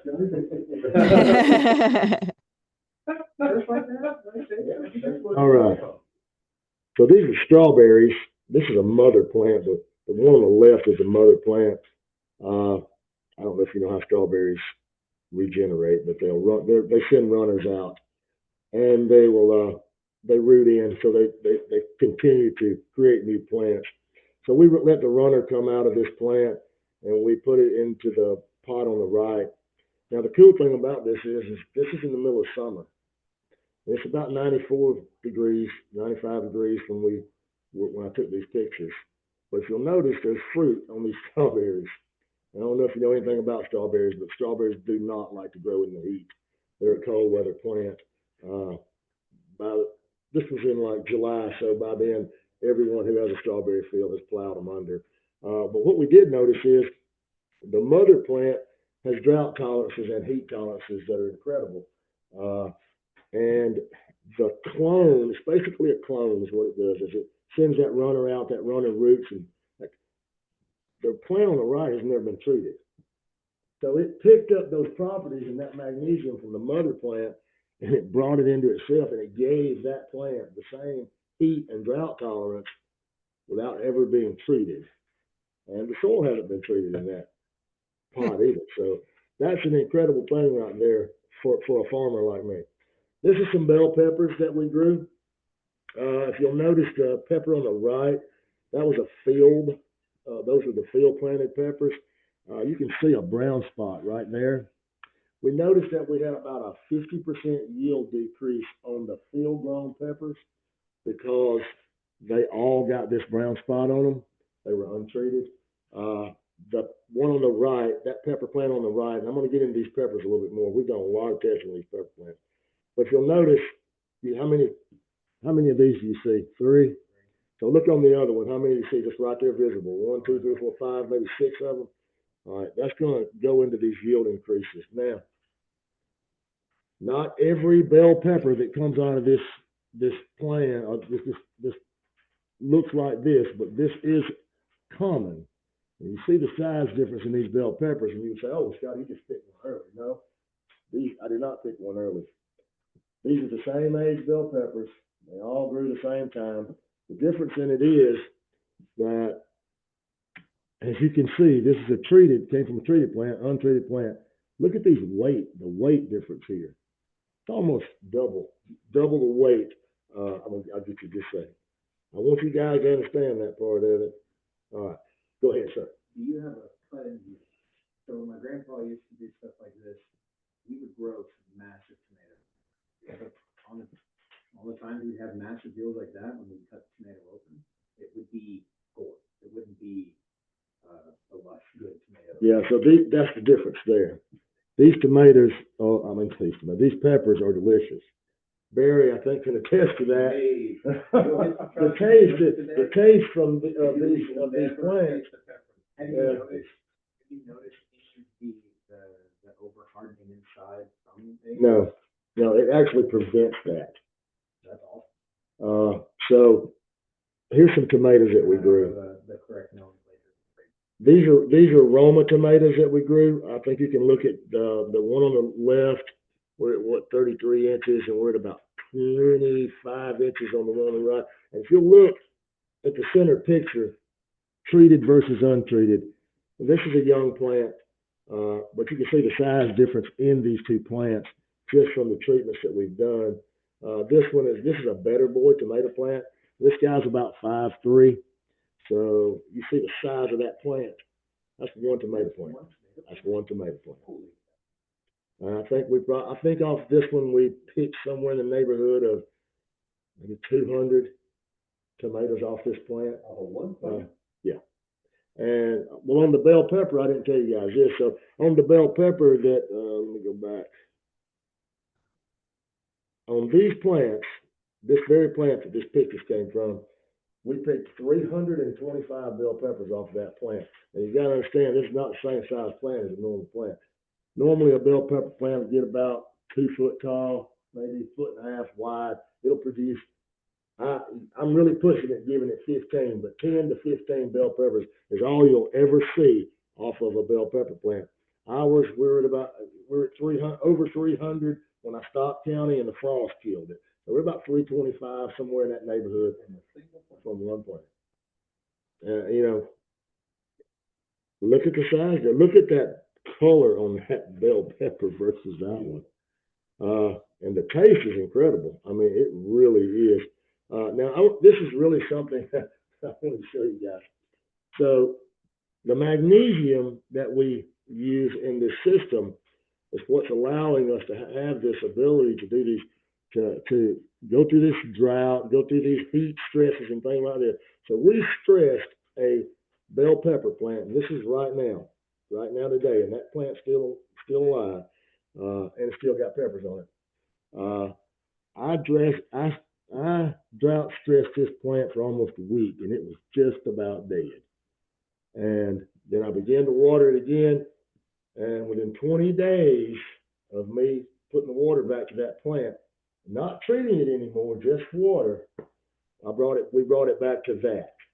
It is now, right now, that plant has about 50 little bell peppers on it. It's not going to be able to produce because the frost is going to kill it eventually, but just giving you an idea, and this is my favorite. These are cabbages right here, right now, today, cabbages. And this is the cool thing. Treated, untreated, right? That's what you say. Man, look at how he treated those and how they look. Nope, I didn't treat these. The soil in this pot was treated from the tomato plant that we pulled out. This was the one that was never treated. I didn't put anything on this. This is residual in the soil. I just wanted you guys to see that. These are the same age. Came out of the same 6-pack tray. And check this out. This is kale. Same deal. All of them were planted the same day. None of them have been treated. They've just been in soil that was treated. So that tells you something about good soil, doesn't it? How long is the soil treated for, and how long does it last treated? So that soil was treated one season. We grew those tomato plants that you were looking at. That's what was grown in that soil. How many seasons apart? This is right now. We treated the tomato plants in the summer. When we took them out, got soil back ready. All we did was just mix soil back up. We didn't put anything in it. Within the same year. Yes, that's right here, right now. That's actual. Those I can take you and show you those plants right now. So that's within a few months, actually. The reason I wanted to show you this is that size difference in those plants. How long is it lasting in the soil? So From the treatment. It retains in the soil until the pH becomes a acidic level. So, sir. I'll wait to see that. So it's okay. Your fertilizer can cause that. Nitrogen, high amounts of nitrogen will bring the pH level down. It's more acidic to the soil. what the magnesium product does is it brings the soil to a pH neutral level. I think Robert and I were talking about that earlier on some stuff. He's had some tests done on your soil here, right? And he was finding that neutral level from where he's used. Yeah, one season, so we pulled the plant out, replaced it with another one. We did not treat. This is just residual that's left in the soil. It's also got, you say, well, how in the world is that thing growing without fertilizer? So the magnesium product, the way the magnesium product is designed, the fertilizer tends to bond to it. So we get longevity out of our fertilizer that we wouldn't have. Typically, you would have to have a time-released fertilizer to do what we're seeing here, but this is not a time-released fertilizer. This is just regular Nutri-Plant leaf spray fertilizer that we put on there, and I did a soil drench with it when I applied the magnesium. So I think this is probably, to me, it's one of my favorite pictures of what this stuff will do, because they are the same age. They were planted the exact same day. They all came out of the same little 6-cell plant. And every one that's just treated, I did treat some. They're a little bit bigger than those. I didn't want to put them in here because I just want to get side-by-side comparison. I want you guys to see these pictures of some of the stuff that we've done. So anyway, at this point, Robert's going to take you guys out and let y'all look at some of the stuff he's got on the farm here. And we'll come back and we'll have lunch and we'll have a Q&A and we'll get you guys out of here.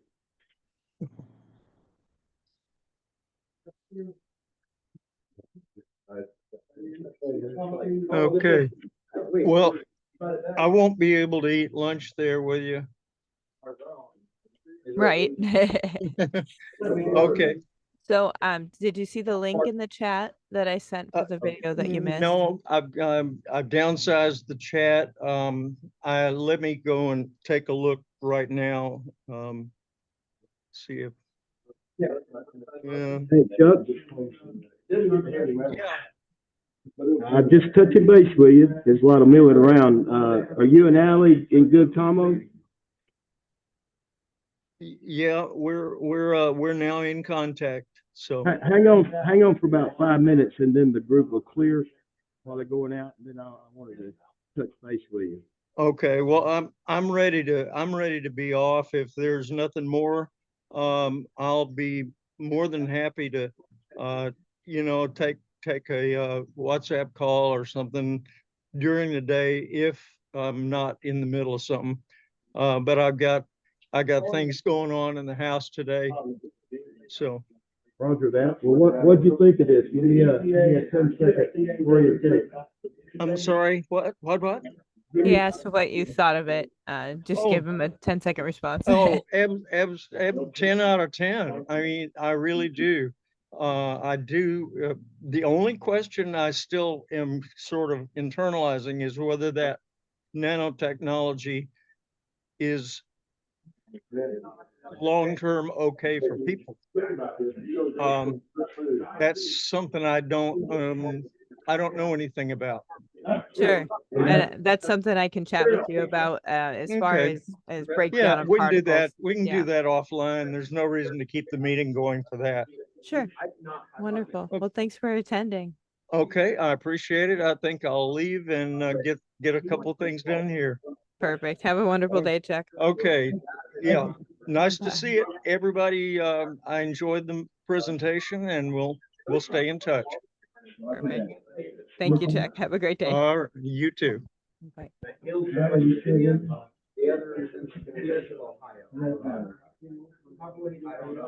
Hello, Allie. Hi there. How you doing? Okay. Who else is on the virtual and Zoom? It's just me now. Chuck was the only digital attendee today. I'm sorry. Say that again slow. Chuck was the only digital attendee today. Could there have been others that you didn't know? No, because I don't have the waiting room set up. It should go right into this link. So Okay. some people didn't come today. Okay. That's what I was wanting to know, because that, I want to make sure that the system's right, that we're not messing something up, keeping people out. Sure. Yeah, I don't like the waiting room function, so I don't use it because it's like that. I would rather people just join when they come in and nobody has to maintain that, so I turn it off. Um, but if you want to, right before or sometime during this hour or half hour, if you have people's contact information, we could send them the link again and I'd like to a text message and just say, if you're able to come on for the last half of our meeting, here's how you can join. Okay, yeah, let's do a hot wash on this subject, when everything clears today, maybe tomorrow sometime. Okay, All right, so right now, you're the only one left on. I am Okay, so alone. But I'm paying for data per gigabyte, so I might go ahead and step off. roger that. And if I'll catch you offline, or you can send me some voicemail or something as you think of things while we're still here. wonderful, and I'm happy to join for the next half of the meeting too. I'm just gonna let you guys go for lunch unless you need me. No, that's good. Okay. If I need anything, I'll call you offline. Yeah, I'll be available. So Roger that. thank Thank you, you. Miss Allen. Thank you. Bye. Enjoy your lunch. Roger that. Make sure you go with them on this tour. Make sure you go with them on this tour. This is important. Hang on, let me come around and talk to you. These glasses and hearing aids, you know, that's what we're going to move.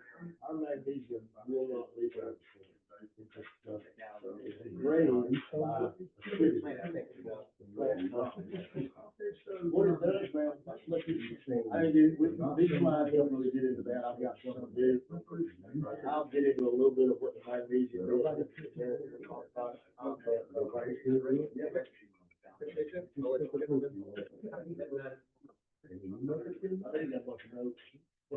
It's not on what we're talking about. These structures. There's always about the money we want to do, and then we try to do the second step is now there. So I think it's funny to generate everything. So we're just got to why. Yeah, that's my what I you don't want to do. For my part, this is look like yeah, like yeah. When they go in, undeniable social improvement. What goes to the most influential multi-generational farm that you think about? I get it all broken down. What are you gonna say that anyway?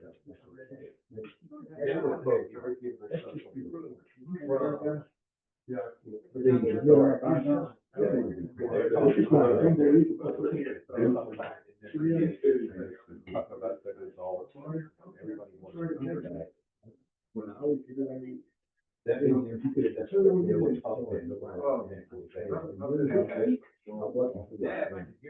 this is where now to create huge viral desire.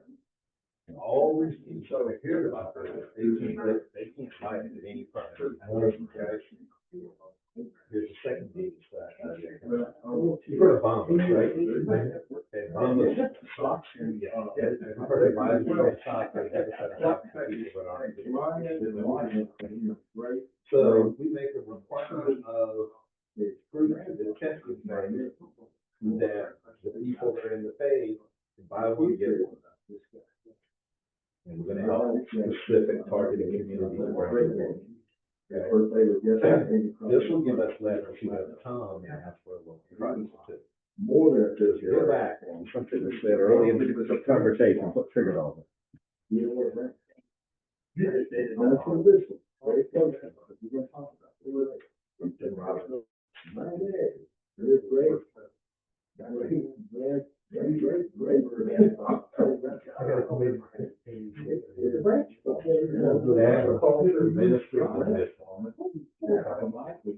that used to become part of talking about, this is become part of giving back. Yes.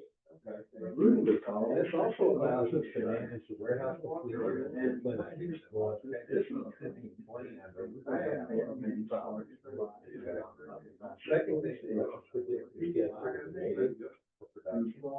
And also, and what I'm not saying here, my business partner and our hedge fund are looking at it. Very strong, so hopefully this is an effort. You're talking about. Yeah. Join the army, I mean, that's correct. You got it. Well, get one. But the lot of guys think that- Otherwise, I mean, don't get me wrong.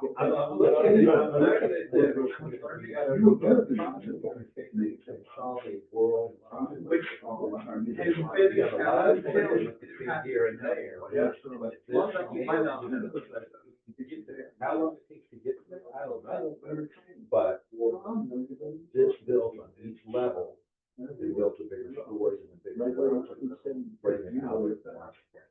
You have my very. I mean, by doing this, if I'm- This young lady- if I'm the president, I've heard that on my- by creating a material desire, now we get rid of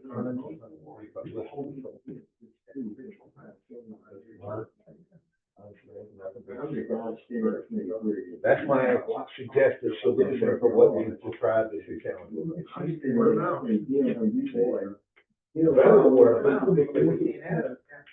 We don't know when we can. We're gonna have all these stories, all these services approved, I broke it down, but until you own your own, if it's approved, get 1,000, 2,000 podcast appearances.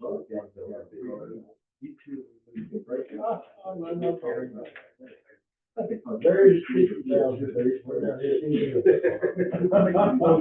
I'm not an engineer, actually, what's a thing, I hear a probability here.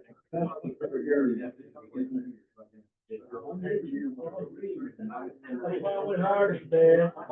Back on fire.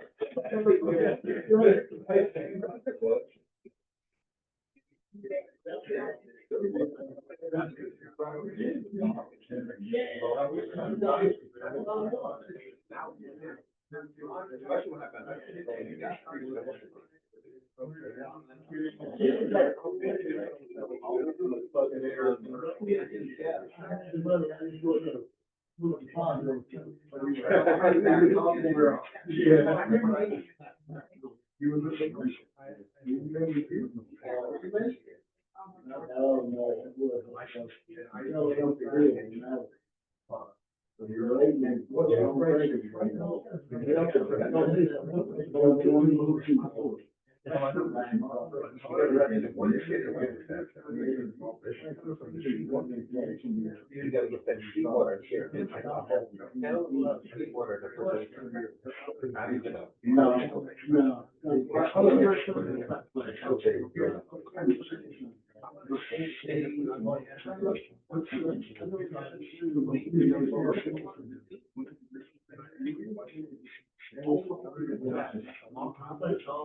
We're gonna head out to the farm. Yep.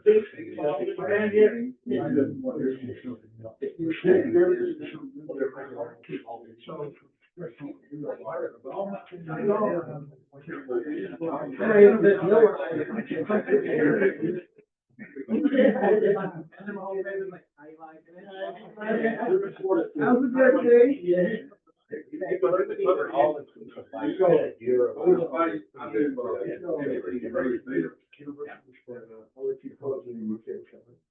Heard of it, don't know much about it. He's going, bro. It's probably a sexual. Clearing this place out. They do, they make this product called. Okay. So any streaming, computer, TV, laptop, tablet. Okay. Your license, Samsung, like, there's a Samsung, probably got it in, license. So I was sitting there thinking, we got all that. We got university, we got highways, we got railroad, we got, blue collar, white collar. Just have to know whether or not it's gonna be a prohibitive cost to ship whatever the raw materials are. I don't know how they're doing that. Yeah, well, but they're going to tell you what anymore. Because it is coming from Seawater, it takes something like 15,000. Yeah, that would- Yeah. well, that would actually. 2.2 Yeah. kilograms. There was a guy that did this out in Arizona. They used to call it like something, Dr. something's miracle ointment or something like that. It's what he was creative. Oh, I've heard of that. Yeah, I can't remember the name of it. I actually saw a video on it and sent it to somebody, but yeah. Well, you know that could not make it out last minute. You go, Scotty, can spare 15 minutes sometime today. I want to talk with you about the project or something. Okay, when you want to do that, or if you want to do it now while they're out on the farm, either way. Let me get through with this once we eat lunch and then we'll just, go ahead and knock that out. After lunch? Yeah, we'll do it after. I gotta. I'm good here. I just want to get us on the right track based on where we are instead of being stalled. Right. What do you think, what would you be thinking, like, first of the year for the first event? At this point, probably. Yeah, that's what I was. We need to, are we gonna do any more events before the end of the year here? We had talked about doing it in December, but I don't know, we gotta see, because I would do here's the problem. I think about time it's supposed to be, Dr. Brandon and I are gonna be going to, Kansas to a seminar. Got it quick, because we already got people said they're coming, couldn't make this. So we We'll find out. always need to have the next two. What is the, So I need to know really today when the first one is in January. yeah, if it's first January, it's the first Thursday. First of January, That's the first. that's not a good time to do that. And he's gonna have a thing the following Thursday. It would probably be the third week. Dr. in Keel. January. Right? So, That's the deal. If you were to do the first Thursday of December, it's the 4th.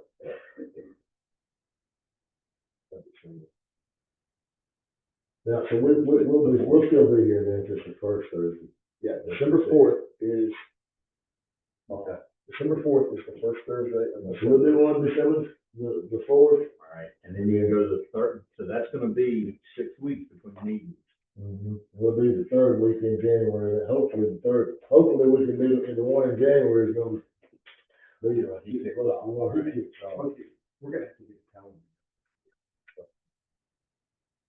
And the good thing about this is we can bottle this stuff for them in that little squeeze bottle that I showed you, and we might put a label on it. All we gotta do is just hand it to them. No label. So see, we're this close to having a deal where we can what we wanna do is tell them to take their phone and harvest and I think it's worth it sometimes.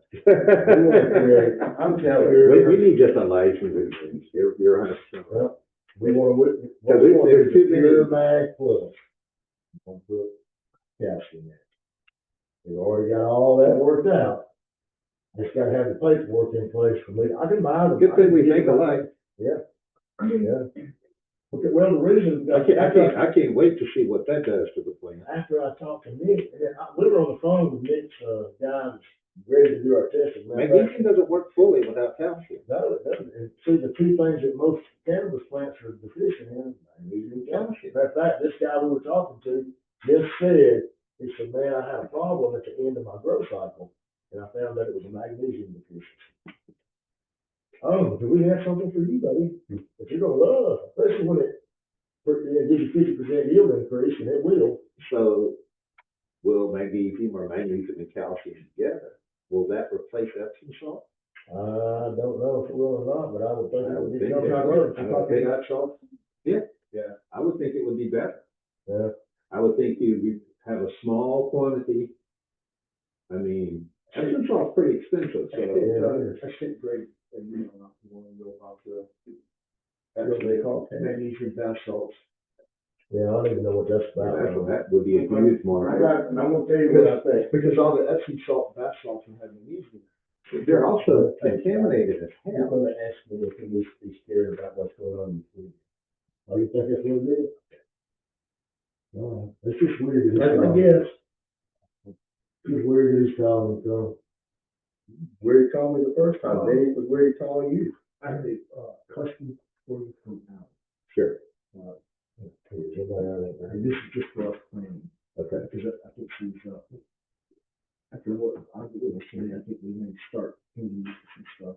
So the way I need confidential is very currently on the website for just networking events. Is that in progress now? Yes. It's put on hold, Right. but we just deactivated the phone right now. Gotcha. And this same thing will apply to the dinner site, so. It should be good to move forward on both of them. I'm gonna tell you, they got a lot of good stuff in there. Oh, okay, so the Joel Salatin, it's just how weird that 3 days ago I'm watching this video. So, when. Is that our only question? No, yes, that's her own. Okay. So, While you've got her, before we go, tell her I'd like to get with her sometime today or tomorrow and do a short debriefing on this, just me and her, and then we'll do a second debrief with everybody that's participating in that. that's what I was thinking. Lots of good things, but there's a few tiny little tweaks you can make to make it a whole lot more effective. And we can chunk it down more to keep it more interesting and more seductive. Yes, in fact, I asked her, I'm gonna type up a hot wash, as you call it. You know, maybe me, you and Ally did on the first call and everybody else on the second. Just the active participants, nobody else needs to, I mean, if you want to, but just the active participants that were actually speaking is who want to do the second call. How much a tweet this? Yeah. Oh, yeah, the starter, Hey, we're getting much better. I mean, we just we got had this on. tons and tons of great information the first time, but every time we've gotten better. We're gonna have, Call to action. We don't have that. Yeah, well, Call to action. yes, Somewhere in there, you say, hey, if you want products to be for. Don't really need to call to action, because the call to action will be at the end, and we don't have to go to the table and get their free stuff. done it for the fee.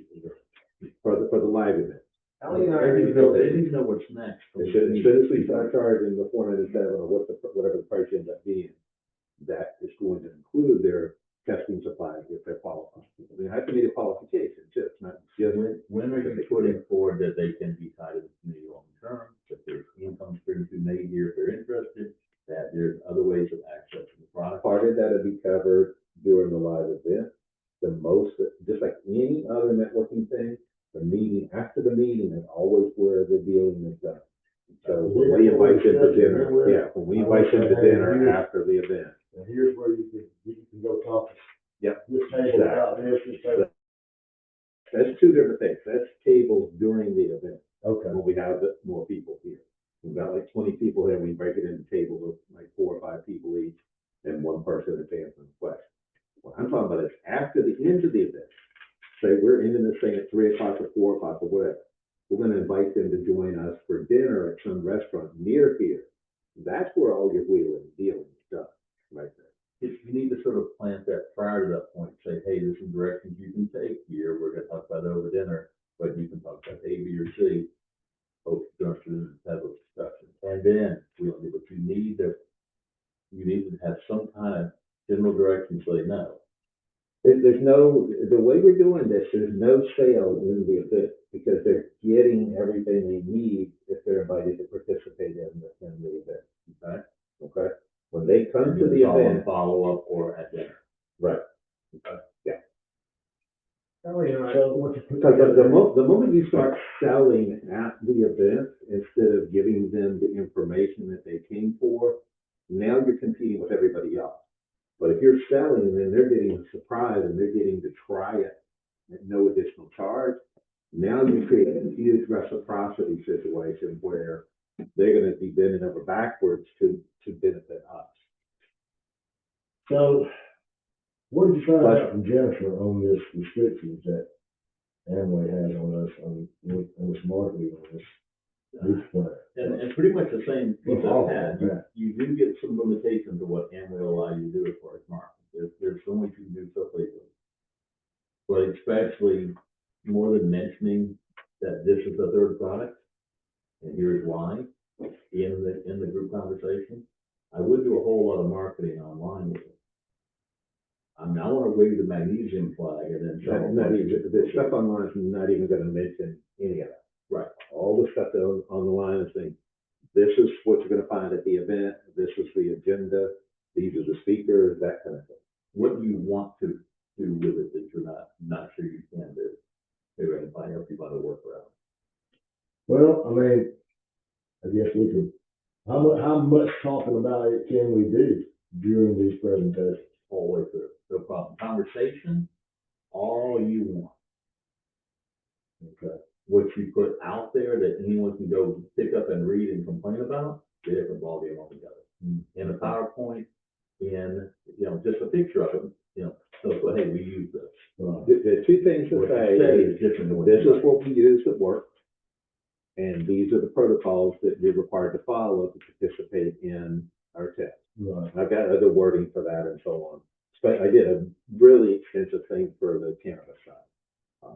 But it's the same process basically for this. So, the reason I pull back on the cannabis stuff is because, they've hobbled me. So, I'm not gonna waste money. They need to package it. If they want us to sell it, which is what we're doing, and package it, in a package, and then you do marketing on it. We'll represent product. Now, our product, that we want to do, that's where we and I. Now, this, clarify the cannabis side for me, because I thought we were clear on that too. So where are we? The product that we want to develop, the Pure Mag Plus, Okay, we're wanting to hit the cannabis with it. So that's our guy that's fixing the test. okay, The California guy that we got about to do the testing for us, right. he's going to be doing the testing with what we're going to call Pure Mag Plus. Okay, So we're just going to change it from Plentiful Harvest to Pure Mag Plus. That's our product that we develop, that we push, but we're paying for everything. but you're buying the magnesium from them. Raw material. Okay. That's right. That's where we're working. That as part of our deal. We've got what I've worked out with Nick. The website we have for that is one more harvest. Yes. Okay. And the one more harvest will probably be an online event rather than a face-to-face event. Reason being, according to what Nick says, they don't come out of the field for anything. They're basically in that field 24 hours a day. He thinks that the one more harvest gives two big benefits. Number one, if they're working themselves to death and they have an additional harvest, then they can take off a month if they want, or they can make another month's harvest, which is tons and tons of money. Yeah. But so that's the strategy on that one.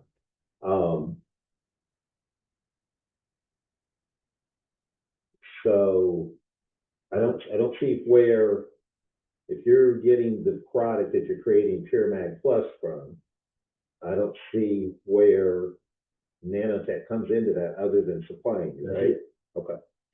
So we can go ahead and get this one ready to start. That's what we're trying to get. We have to get this paperwork, and in this big change up of our agreement we're about to do with them, a contract, we're about to just blow it out of the water and put it's going in there. We need that price. Be very, very careful when you do that you don't kill the strength you have in the current agreement. Yeah. Okay? Because right now you've got 2 or 3 things in there that are key to protect you, and they let their pants down. Mm-hmm. Okay? They say there's no house accounts. They should. I don't have it in front of me right now. Yeah, Mackie and I went over it in detail, and I said, they're screwing themselves right here. They're already, when they put that 1250 up there in breach, mm-hmm. when they say they're putting the store up there in breach. So that gives you the upper hand to have some leverage. Also going to them with this idea of giving back, I think is going to hit a soft spot with Tom that's going to make him more likely to be a little bit more negotiable. There's my buddy right there who just texted me about the magnesium. He's got an immune deficiency, but I don't know what it is. It's causing him all kinds of problems, man. It's causing his bones to deteriorate and everything. And I started giving him, with Tom's permission, the mag. Mm-hmm. And he was having these lesions break out all over him. And he was flying to them and get away with those to begin with. And then he started taking it orally. He's run out. He says, I feel like since I ran out now, I've gotten a lot worse, and I get some more magnesium. I've So, got a friend that has that same kind of issue, autoimmune disease. He has to, if he gets like, he's had COVID a couple times, and they have to go in with a scraper and scrape the stuff off the inside of his lungs to keep him alive.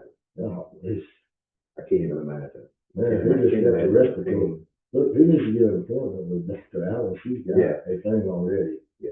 That's what we're going to, Nebulizer? Yeah. and that's what we're going to match. That's what we want to do. Yeah. And I do too. That's on the that's on the list. Is that with Greg? Or is that somebody Yes, else? that's Okay, with with Greg. Okay. So we're gonna have breath. Breath's one of them. That's the breather, and then there's another one. I can't remember the name of it. It's gonna be a topic. I'm calling that Singleese right now. What do you call it? Looks like that's available.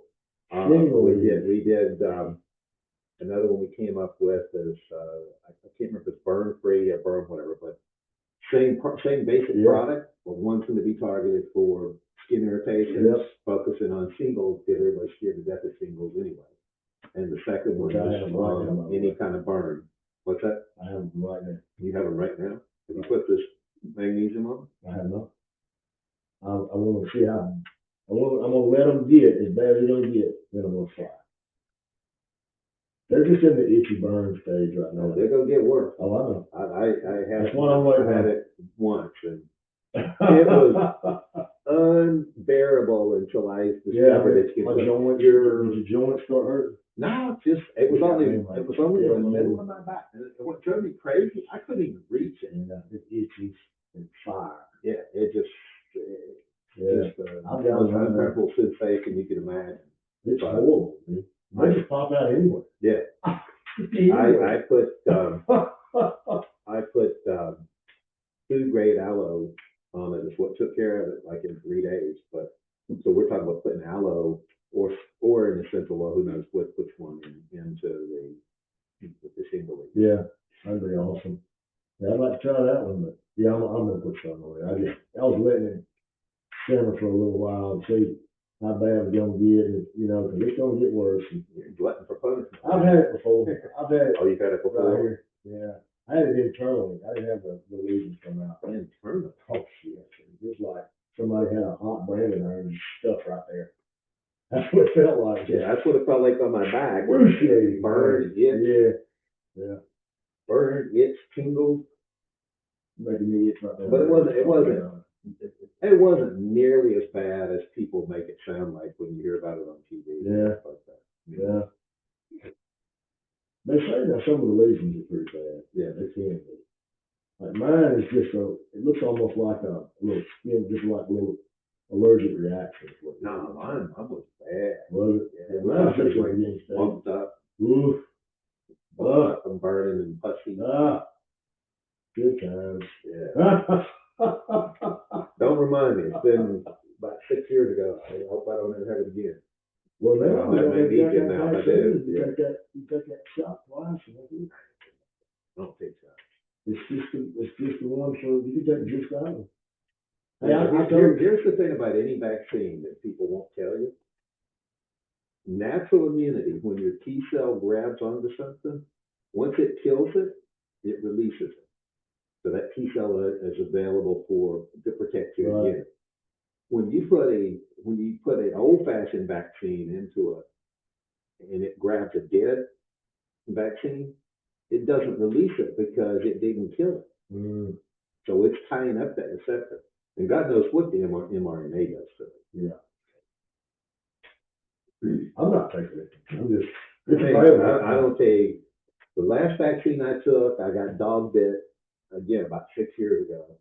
And they basically hog-tied me and made me take a tetanus, Yeah. whatever the three things are, diphtheria, tetanus, and whatever. Then you take that because they said the dog could infect me. Like, I'm gonna bite you, don't get that needle away from me. I have to take a tetanus shot my whole life. Yeah, I gave in on that one, but I would not take the.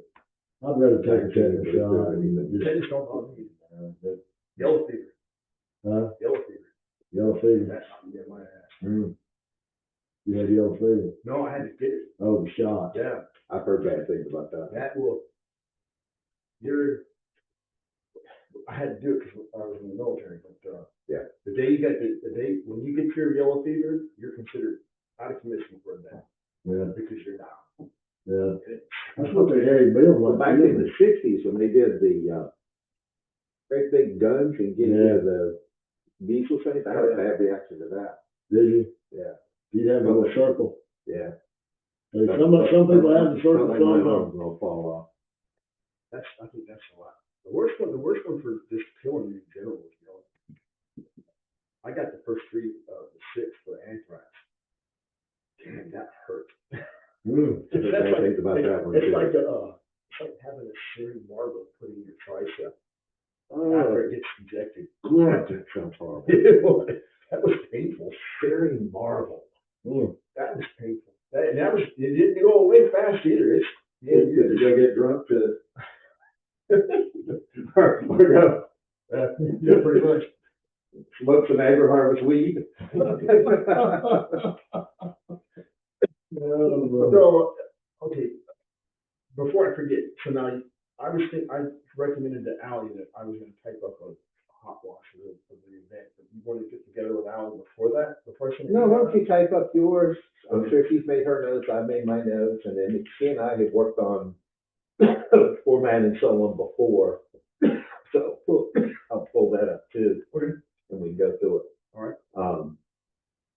But the main thing, we just need to put more format into it. We need to have what's called open loops from that welcome slide.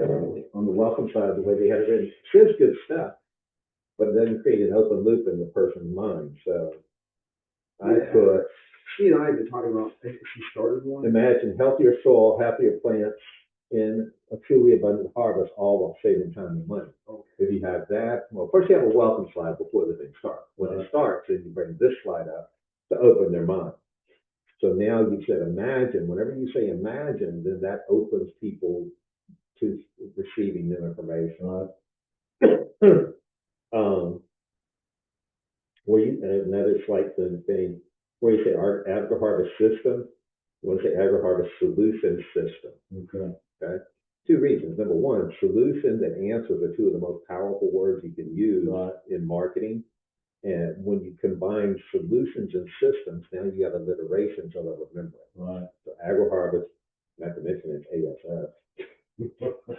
They'll remember that too, especially if you put it in parentheses. Yeah. I'm diabolical, so. Excuse me. Several times you said try. You never want to say try. What you want to say is we've developed and we're continuing to develop. Okay. Everything is action. Everything is Right. moving forward. Yeah, I'm good. I didn't have any coaching this morning, That's so just a my couple brain. oh, y'all have all come a long ways from the first one. The first one, I got bombarded with a fire hose of information, and I had no idea. Oh, you were right. I took like 50 pages of notes the first time. Yeah. Yeah. Well, so we're staying away from all that technical stuff now. Yeah. We're not diving deep. What you want to do is break it into problem, solution, and then a story about what was like before, Right. what happened as soon as you did it, and what's the outcome there. Well, if y'all can get a script, it'd be a lot We'll better do for me. We'll do it. I can, At least give you a framework. yeah, I so just that need you've got something an I outline can that work you're off going of by. that. Yeah. Cause me coming up here cold like that now. So like when we get into these pictures and all, man, I'm engaged because I'm comfortable with it. Yeah. Coming in there just cold and just having to start it off. If pictures are getting better, we still want bigger pictures. We want, and you want to put the logo on the one that's treated. Right. Over here you want to say untreated, but over here you don't want to say treated. You want to have the logo on there. Good idea, buddy. Visual. Good idea. Visual. I like that. That's just a few of the ideas I came up with. Well, you always do right here, buddy. Okay, so Allie and I are going to have okay, so for the presentation, we're going to have a master presentation. And then we're going to save a bunch of files. or when it changes, but there's gonna be one baseline presentation where something comes up, we can insert something in there, now we linked out. Yeah, what you want to have is the basic framework, Yes. but then have at least 2 modules that change each time, Yes. so people aren't seeing the same thing and getting burned out. Right, and then also, we're gonna come Especially if up- they start bringing people. she started working on a checklist, which got kind of put off to the side. We're gonna have a checklist for each of it. That way, you know, who's coming, what's the contact information, is the link out, is it working? Absolutely. Yeah, that's another thing, we need to register everybody. Yes, well, that's gonna. They'll be registered online. That'll come That'll come through the website. Through the website. So, but we're gonna have because, for a couple things. One, are we keeping up with everything? Is everything flowing? It's sort of admin. Yeah. Then eventually, someone else is gonna come in and instead of going, hey, go run this. Right. Here's a checklist for you. Any questions? And call, ask us, but the checklist is for turnover of people eventually. Because then that way, if we have a nice checklist made up, that will get tweaked over the next however many months, years, or whatever you want to call it. At least everything will be on there. Right. And We need to train a master of ceremonies too. Need an MC. yeah. Always at a live event, we need somebody to keep it rolling. I can work with you to train somebody on that and possibly service that initiative. I feel too many cowboy hats for this. I know, I said, thanks, guys. That's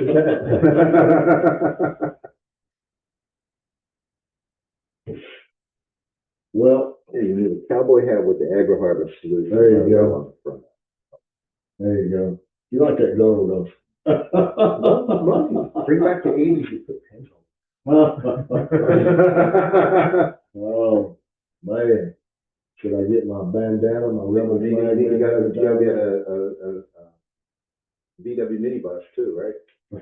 Bring back the 70s and, put a couple, Hank Juniors. Probably, it might be a good idea to get a minibus for the cannabis side. Although Nick says you don't want to do anything that relates to hippies and so on. Serious business. They look at it that way, but there's still some hippies in it. Oh, no doubt. I met a bunch of them at trade shows. They do come off the farm, by the way, to go to the trade shows. Because they're always looking for the next best thing. To them, in their mind, So why didn't they believe it when y'all presented it? too much information. We're firing at them with technical information, not firing at them like we're doing now. Hey, look, man, this is what, you know. So you think if they'd had the spreadsheet that Robert and I worked on, and you sit down there and say, this is the information on your farm, what you're doing now, this is what it would look like if you're doing it. If we had Our that, protocol. if we had that, oh yeah, that would make a huge difference to be able to set the top terms. Hey man, look, man, here's black and white, brother. Yeah. You know, I know you don't believe me, but look, this is what we do for me. If I had that, man, we're just walking around just shaking hands, meeting people. Hey, you grow cannabis? The grower, most of them had it. You could tell if they were with a farm or whatever. So we would approach them, and we just steadily walk miles. They were like 10 miles, 10, 15 miles a day we walk in that place. I mean, You volunteer to go to the job?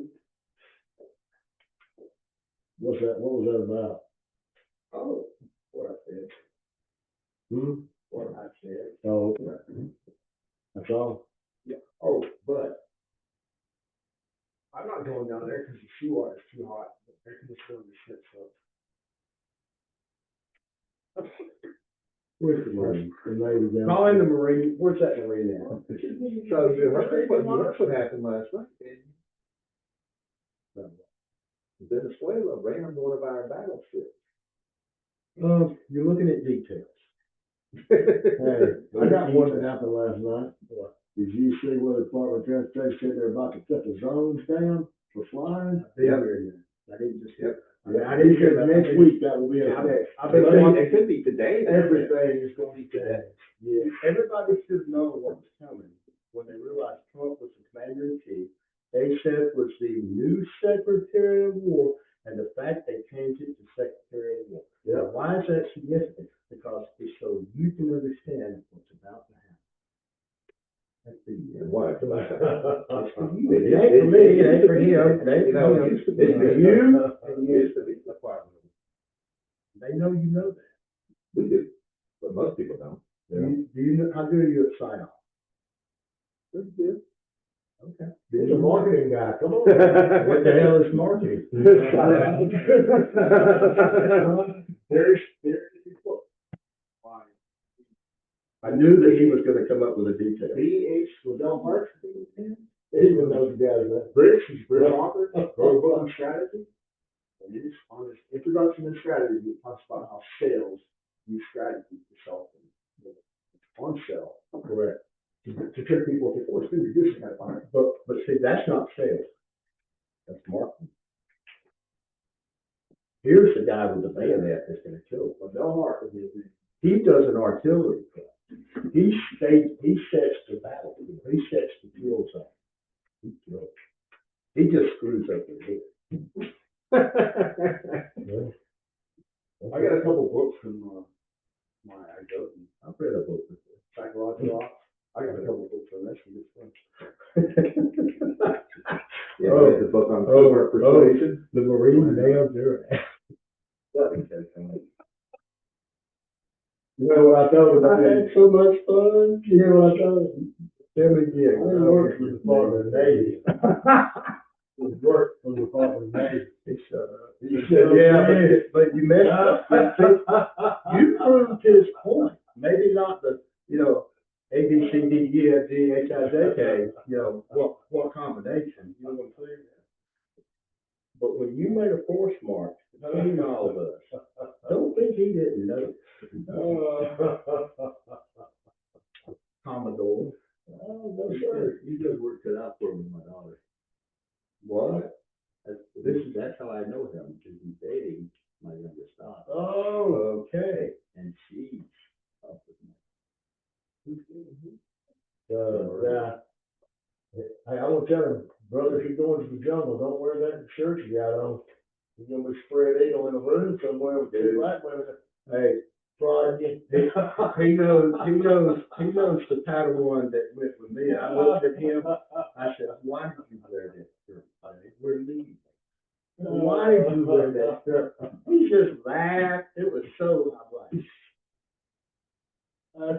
guess what happened? Yeah, you don't get bored. Back room. Uh-huh. Oh my God. Put your hands right here. But the funniest one was Vaughn McQueen. The Right Reverend Vaughn McQueen. Now, man, you had to be there to see that one. With the two, what kind of women did we call him about? He killed me up because he was resisting, and I'm like, Vaughn. Oh, shit, man. No, let me tell you what it was with Vaughn.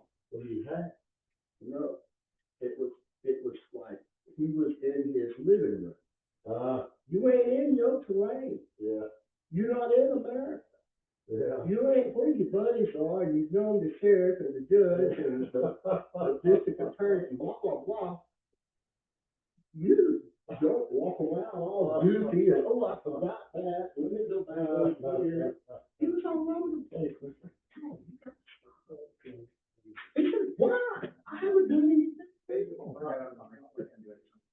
That was the last thing he said before he died. Got your pepper. Yeah. That was good. Let's see if they're as sweet as you say. That was all, man. Very good. Watch out, Doc. Don't scare anybody. Oh, yeah. It's cool. What do you think about all this? They were Walmart got their logo. If it wasn't.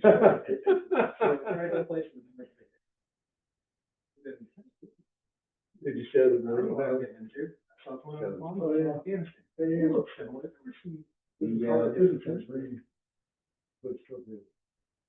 I know they were good last time, man. Like you said, I've been on a farm, but this farm makes. Look at that. I haven't actually seen it for sale, though. Isn't that cool? These are much larger percentage than I've ever seen. Yeah, they're very, the best ones are green. I don't believe you. That's right. There are a few things that I have. I would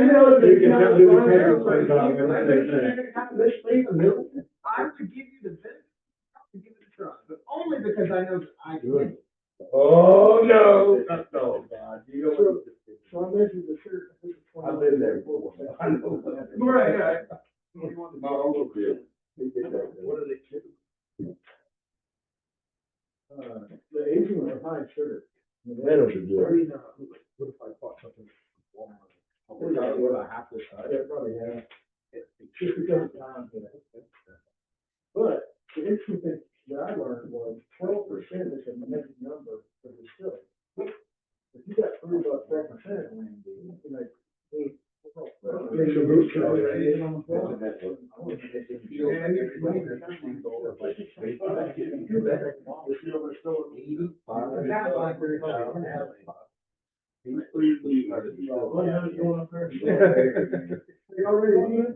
That might be better than the king.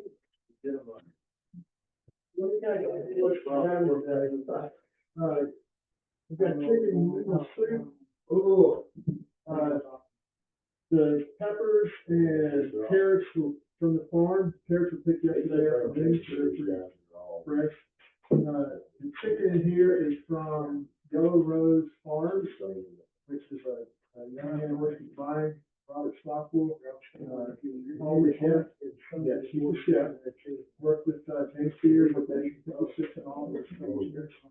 I was out there. It's all grass finished, free range. That's 25.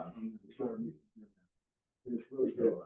And then this is this guy, Scotty right here. So Scotty and I have a little side gig going called Oak Hills Heritage Farm.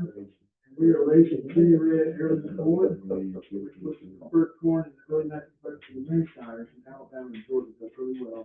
Almost ready to stay. Every story is now at 2 years left. Mother story is pre-planted.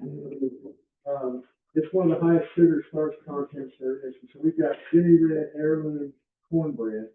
This is my first trial of that. It's got added a tiny bit of sugar. I don't think I'm adding more sugar to it. I'll let you guys serve yourself. They got water. The first the inside. age or use? I gotta think where I am. Who's on first? Yeah, He goes first. Okay. There's inside where I want to eat. Now look, when you watch the meat, if they start twitching. You gotta give it 20 minutes, 20 minutes. You're not gonna go blind, but That's like with the 17 mess, you had to take the youngest fruit you had and have it crack the sugar. And they watch it. When you're the youngest, you're like, this isn't fair. When you're a little older, you're like, what? Yeah. I've been there. I have walked that line. Let me bless us and we'll see. Thank you, Lord, for the gift of this day, the time to gather together, to learn from each other. This would be amazing. Thank you for this food, may it strengthen our bodies and keep us healthy. Bless our travel space, we leave, and Lord, is all help us to push it up and up to love by you. Just to pray and amen. All right. Let's go.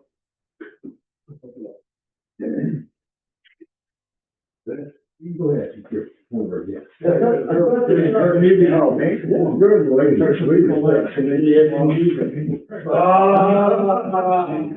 Food capture. Right seal. FNG, man. Where's the Navy guy? We haven't brought you in. Well, that is a Marine. So, if he was a trooper, he needs to be looking windows. Oh. He can go to that place. He can go to that place. The window that was already done. Hey, are there any crayons here? Well, show already gone and you have to been late. Graduate, those commissions going on here. We don't fight for friends. What were they friends? Oh, that's nice. Nice to hear. You just buried your friends, right? You buried your friends, right? Oh, you said. Wait, I thought you were a leader. Yeah, I Where's the Navy guy? You got any testimony? Make a mess of my own. Nate's got the, he didn't have one for you. We're not gonna let this up. Brother, yes, please. I'm sorry? Yes. Yeah, he had to do some central forms. Oh, John Ross, that's right. He had to go see the mayor and then go see the, I watched him. Come on, John, go ahead. Did he take notes? I think they are waiting for you. I'm pretty sure the amount of things they injected me with, I was pretty well inoculated from those. Sure. What do you want to talk about that? Is it cornbread? Yes. What else was in it? Magnesium. That's it, magnesium. Let's see which one you got. It's just. It's perfect corn.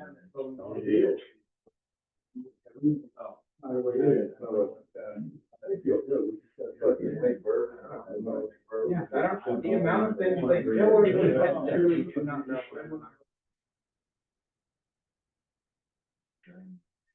What do you know about me?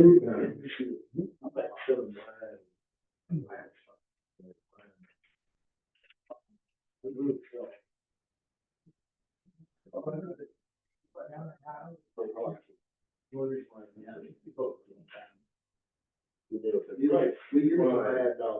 You like sleep wine? Look up Virginia wine. It's called.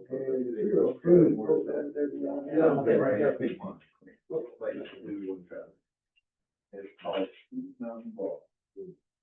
Where when you take a sip of it, you feel like you're just putting honeysuckle all over your face. Really? That's wow. Y'all want it, there's a table outside, you want to do it outside, maybe over here.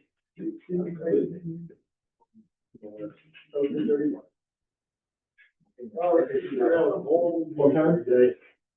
Accuracy by volume. For what? Links, bottom up. So you have, 2.9 and 240 at 50K at Mark 19. Anything that fires more than 1 round is in there. Different. All right. Watch out. There is a reason We I got got hearing aid glasses, and they're not used to it. So, I like less, bro. It's trust approved.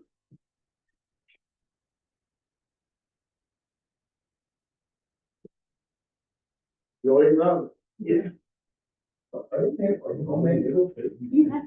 No, they're not homemade noodles, actually, sorry. They're just like falling apart as I'm eating them, so like, no complaint.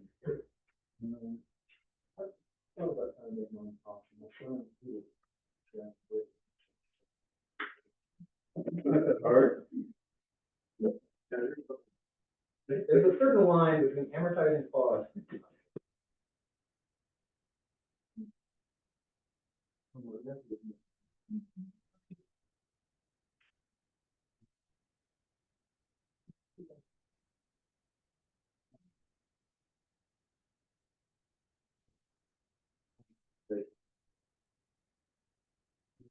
Rob, is this the same chicken you had before? No, sir, this is the rejection from after rain. Okay. Actually, they're wings. I couldn't get it straight to get off this morning. Oh, good. I wanted to, next time I want to smoke it, but that's what it tastes to me. Mm-hmm. Ah. Little bit. We're gonna have to see. Yeah. Because it's hot, it's hot. All those guys at burrito corns do. That would be pepper. They were back in the kitchen. And it's really sweet, it's so hot. The jalapeno, so they might not be as sweet as what you had last time. That's okay. They're spicy. They're spicy too. You get a spoon there in that cup to the left of them. No, I didn't. It was clear. I couldn't see it. It's gonna be. Oh, that's open. We're going to those, The old is stand up in the. no, not those, please.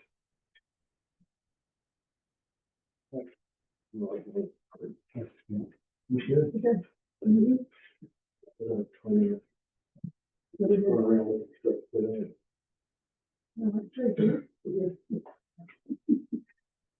Let's give her a little, it's not very long. Let me clear out. Just this.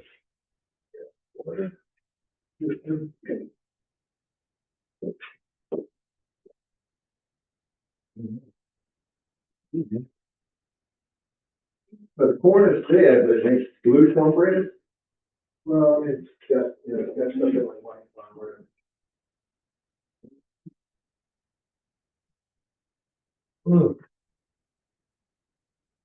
How's things up there? That's good, bud. Doing good.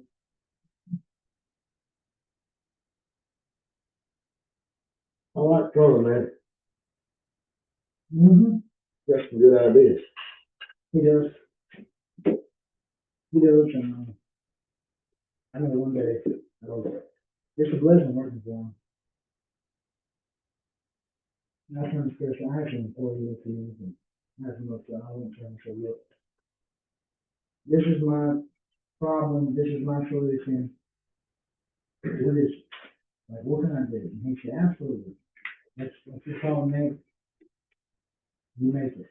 That's full within what you're supposed to be doing, that's fine. I said, all right, thank you, because I'm about hiring you here. While I was walking to the door, he said, Ryan, just a second. And I turned and looked at him, he said, we're doing God's will, okay? Just remember that. Thank you. And I said, That's good stuff, man. thank you, sir. Thank you. You can have a comment that you had with us? Now, he's like, how many bosses are gonna stop you and say, hey, don't lose sight of the big picture. Yeah. You know, you might be going through some stuff.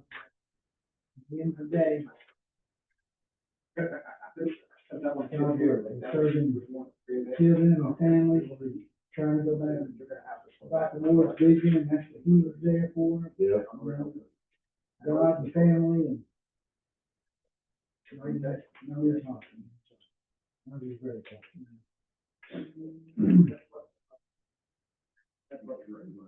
Yeah. They got a good one in charge, man.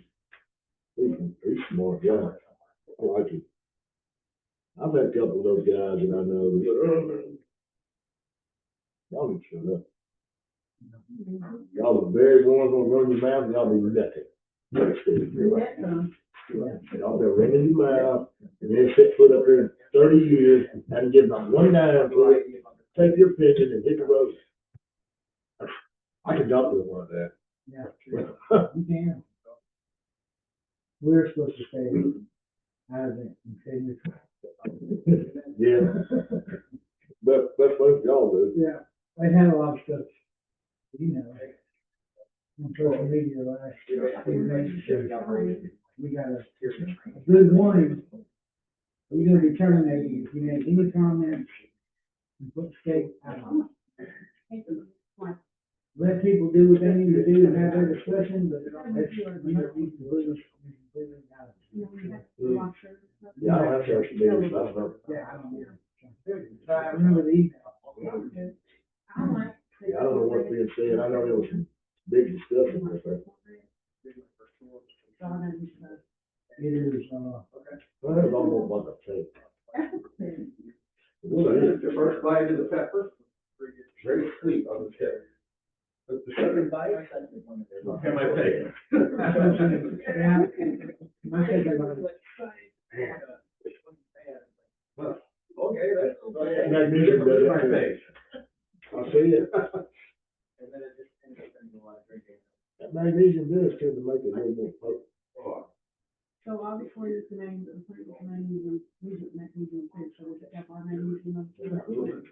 Absolutely, because the plant's been taking it. You're gonna get down in the weeds with that magnesium just a little bit. I'm gonna get off the reservation here just a little bit. Watch it. Some of these guys take it back, the only problem is the deer ain't get close enough to them because I really feel that. They can't quite reach them with the bow. No, Billy. You can't quite reach them, they're both, they're looking forward to this, you know, gun season, opening up there. Like, don't worry, Too big a bite, that's a second bite. Well, I learned my lesson on it. I love hot stuff. I don't mind eating jalapeno, but these jalapenos, it's going to do that. Yeah, no, it's spice though, have that jalapeno and something else, not the spice, so. So you can do that, you can make your hot for it? Yeah. What about bell peppers and stuff, or just? Bell peppers. What's already supposed to Bell be- peppers, It just enhances the taste, they get sweeter. So I know for the human body, when we ingest magnesium, it is good for us. We sleep better, we have better testosterone production. I don't know if this also correlates, but it's in the food. We're gonna find Yeah, out. it's stripped out of everything. Yeah, All of our vitamins. Thank you. well, listen, that's big business too. Which is why they're gonna keep pushing the ways that they're pushing it. Well, so, It's not listen, sustainable. being It's a, not sustainable though. being a fifth generation farmer and learning how to farm the old fashioned way, you know, you till it up in the fall, you let it sit all winter, or you put a winter crop on it. That's most of the time, if you want growing wheat or something like that, or oats, then just let it sit. Just put out everything under it. And let it sit all winter. Well, all your soil, you have to do a little bit of soil, a break into the soil anyway, even to put a cover crop on it, because you gotta have some dirt. But, you know, the more you can get down in there in that hard pan and break that up, and these cover crops that, I mean, we could use, that's a whole deal right there if we just come up with our own cover crop mix. You know, because those cover crops are incredible at what they do, you know? Especially if they're farming oriented, right? Yes, Hot yes. and heat or shield, even now, even though it's been cold, under people, Yeah, never be hard. so that's a big deal. And then, you know, I learned that, and the way we did it, we tore the ground up and let the ground pull up. And we tore it up all the time. You know, you're always plowing. You're always out there having to plow until you lay it by. And just the old farming techniques, man. I mean, I know those well when I got involved in this. And I still wasn't looking at it from that regenerative thing. Those regenerative eyes, I was looking at it as, man, this really does a lot for plants, and I like what it does. My father and I were in the ornamental nursery business, so we're in container ornamentals after when we stopped row cropping and when we stopped or sold all our cows. And that's really what got me started on it, looking at these container ornamentals, and I was like, man, dude, if we can go from a transplant to a 3-gallon and skip that whole stage, woo, we just took a year off of growth. You know what I mean? My God, what can we do there? So that's why I started wanting to look at it. But then it was, you need to try it with vegetables. And blah, blah, blah. So I was like, okay, I'll just go back to the roots and I'll just try it on these vegetables. And I'm like, what did I just see here? What am I looking at here? How is this possible? And it wasn't like I was doing that first year. I did not like really scientific taste. I threw it on there and whatever happened, happened. I put a little too much on it one time, burnt half leaves off the inside of it, and all of a sudden that thing said, woo! And you did encapsulate that story as part of the first part of your presentation. About trying it. That's called your origin story. Yeah, you're right. Well, you know, I did that last time. I skipped it this time. Okay. Yeah, I'll work that in next time. So these are all just practices for what we're Because doing. when they're here to hear about something else, and you're talking about the nursery and getting a full Yep, chopping out a whole year, yep, their brains are gonna explode. yep, Now you got them by the ball. yep. That's right. So what's going on with this out and like people are hearing about it, the intimate mineral water, is it? Well, if we're not careful, it will be. You know what I'm saying? Yeah. Yeah, if we're not careful, it will be, and they'll bury it. They've already tried a couple times. You know, Be trying to get to the people and knowing that. guerrilla marketing. 2 different people tried to buy out the whole company. And they were at the bargaining table with one of them. Yeah. Huge offer. Yeah, And the guy made the mistake of telling Tom they weren't going to do anything but put it on the shelf for Tom Walk. yeah. The You know, CEO, to keep people from knowing They're gonna keep people from using it. Yep, they were just gonna shield it. Because it gets in the way of that big pharmaceutical business, because that's why magnesium, that's why they've held magnesium down to an ion form. You can buy a bottle of magnesium, like the liquid stuff in drops, have it test work first. It costs a lot of money to have those tested, but if you put it through a IPM machine, it measures the gases off everything. Tom did this. Tom tested, let me see, he went and pulled like 3 or 4 different ones off the shelf and ball them up, cut them off and have them tested. That's like $6,000 a test. None of them, they had no residual magnesium, even though they were magnesium. No magnesium. They're also testing Walmart butter, and it says cream and salt, and there's no cream in it down in the butter. So I'll put stuff in Walmart. I don't sell Much it. of it in the- And the Walmart list is the last possible place to get something. It's a weird mess, but they're doing that with a lot of products. Back in Sam's day, I used to be a huge Walmart fan. Yeah, Yeah. that's what I told you. Whole company's done hell. Oh, man. Well, it's like the carrots and the stuff that, I don't like carrots, because to me, when you get carrots in the store, you know, they taste like mold. That's what they taste like. But those do not taste like that. Yeah, And he's made them for us before, and it's so good. yeah, the ones he grew here, Yeah. because they're organically grown here. And it was the same thing, we had a compost years ago, and our kids little, and we had one broccoli plant come up in the yard, and our kids, we looked for them, and they would be all, the nephews, everybody, sitting out on the porch with the bottom of the ranch, eating off that place. That's crazy. And it's broccoli tasted good, it didn't taste like, no. So I've got some videos, I got a lot of these, pictures on my phone, didn't have them in this presentation. My stepdaughter, I got a picture of her doing a blind taste test with those strawberries off that plant. And, when I give her the strawberry that's out of the store, she takes a bite of it, she says, looks good, you know, it's got pretty decent flavor because it's store-bought, what you're used to. And then, in the video, I hand her the other one, and she takes a bite of it. I'm like, she said, this has got to be the one that's treated. I said, how do you know? She said, because it doesn't taste like a store-bought strawberry. Yeah, well, they don't taste like much, it's just one of them, but I remember something on, we probably. Yeah, I remember picking them out of the backyard. Oh, so sweet. Yeah. The one in the store just tastes like something. Well, if you knew what was on them, you wouldn't eat it. I was told. Because what they put on strawberries is dirty. Yeah. I don't know. Especially more. This stuff. Good, isn't it? Amazing. You could sell this. So that's something. Every gourmet chef in the country, man.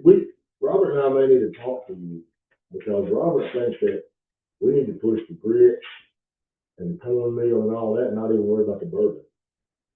We're about to plant it all. We're about to plant 15 acres of this stuff, man. You can sell this to every gourmet chef in the country. No, you can't. How did he give the taster? I mean, hey, that's his first try. If this was just coarse brown, the flavor it's got a nutty, buttery, nutty flavor. It's the only way I can describe it. Rich. See, the reason this corn is so good for bourbon is because it's technically a sweet corn. But, you know, any sweet corn, you can't make liquor out of sweet corn. Because when you dry it, it leaves sweetness. Sugar content goes away. But this is different. And we're pushing, you know, like sweet corn's got, what, 10% maybe? This stuff's pushing 20% sugar. I mean, off the stalk, 20% sugar. He was at 22% on one of his tests he did on this stuff. 22% sugar. That's a lot. So, yeah, I'm looking forward to this. This is easy to do, man. We just, a little bit of work, hard work here for a second. Wait, a little bit of hard work, you're not constantly having to pound on it. And it grows good. We look, this corn that we grew right here, we grew it the wrong time. We were late,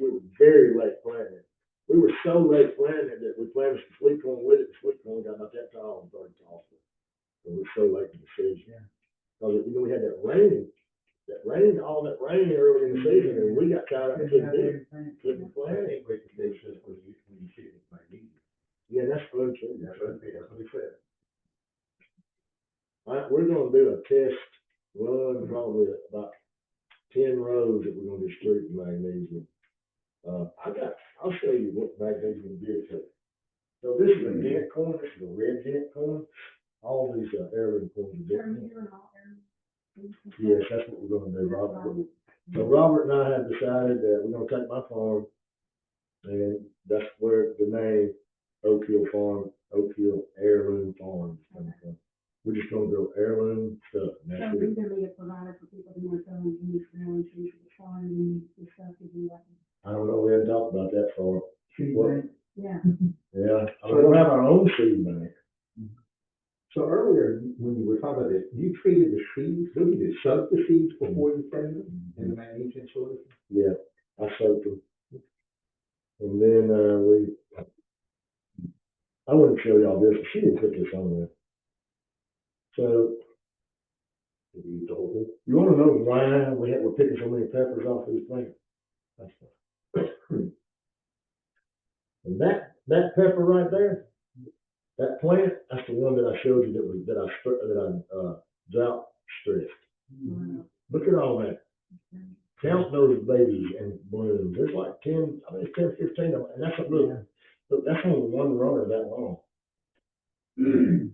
Yeah, it's probably got 45 of them on it right now. So you really don't even, so for people who are doing small farming, you don't need I got some in the greenhouse. you can do more variety versus having to do more of one thing. I think, and you can correct me if I'm wrong, I think we'll even be able to do a section on urban farming.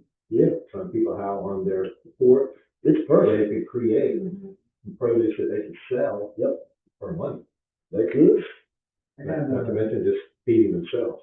about 6 or 8 pepper plants in the greenhouse at the school, and Okay. Oh my gosh, he pulled them up and my shirt was loaded full of peppers where they. Sergeant Major Taylor was like, I'm sick and tired of sticking peppers, I'm about to put them on the pepper plants. I said, pull them up, bring them over here to the school. I'll take them and put them in the greenhouse and see if we can get peppers through the winter, for the winter. So I did, but they're all stressed out. Are y'all, heating and cooling that thing? I mean, y'all heating it? They don't have power. They probably survive. I put mine in there last year in the greenhouse I got a little root house. I put them in there. I said, oh, they'll be fine, man. 30-something degrees, in 30 minutes. Graveyard dead. I wonder if it's just keeping the frost off of it will help.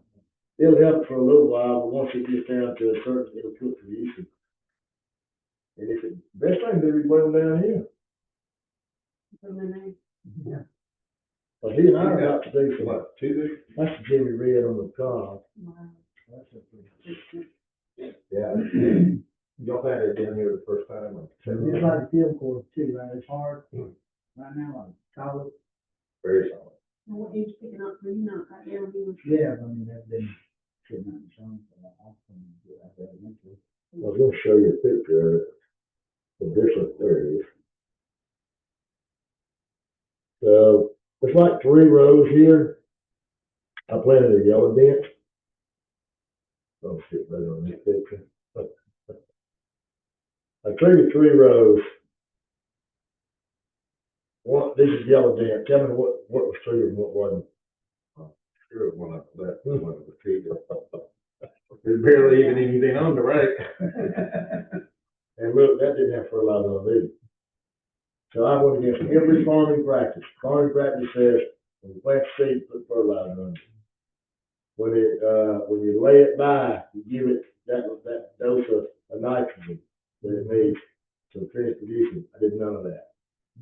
I just used the magnesium and the nutrients. Of course, I drenched the soil under it. Yeah. So I gave it what it needed, and then I started to do the foliar application on it, and that was my result. I was getting the stalk started just taking off. So every plant goes through every plant goes through they call a bed cycle, where it just beds out, vegetation, trying to grow as much as you can, put in fruit. And when that's where you notice the difference in this product.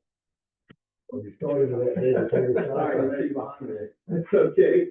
dude, they start just taking off away from it. They'll be running along the same, and then they'll start hitting that bed cycle. They may even be the same height, look the same, then all of a sudden this one, it just starts taking off. Couple of weeks, you're this much taller than this one. The cabbage is a prime example. Yeah. Prime example.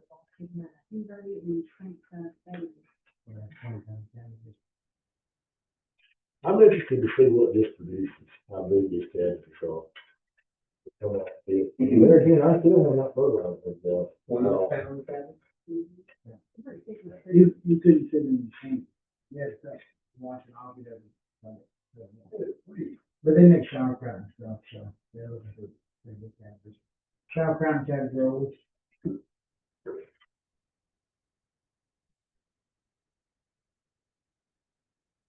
You definitely know that heirloom cheese, though, they look for the, it's called OS Cross. So it's a GMO. Well, it's a hybrid, Okay. I don't know if they're considered a genetically modified. Are all hybrids genetically modified or not? Well, no, Like if those peppers and these peppers cross pollinate and you get seeds off of them, you got traits from both pepper plants, so it's not a. Yeah. Not a yeah, GMO stuff is like, if I take the seeds out of that pepper and plant it, it ain't gonna do them out nice bush. That's what a corn, a GMO corn, can't use that seed. You plant that seed, it's just beautiful corn plant, and nothing. And so it does everything but reproduce. So they genetically taken that ability of one crop field.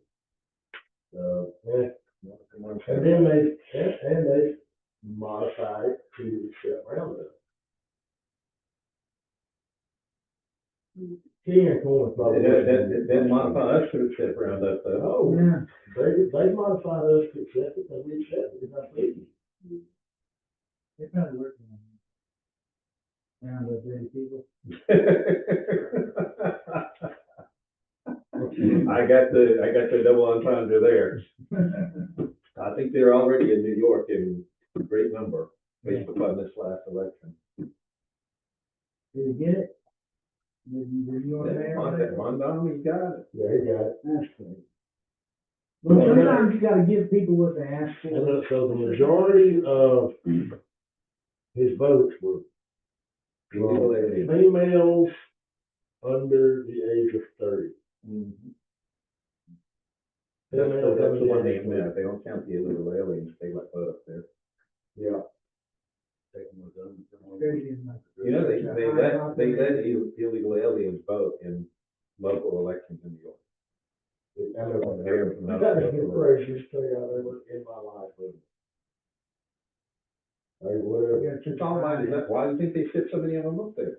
Yeah. So, before the election, I went to, North Dakota to meet with, Chief Arval Liquorhorse, who is the chief medicine man for the Dakota, and Dakota side. It was a God thing. I was watching a video, there's a white buffalo calf born, and there's a big deal about that. White buffalo calf was born in Yellowstone. And we had just had it was last year when we had that, what was it? The Northern Lights here. Did y'all see it? Yeah.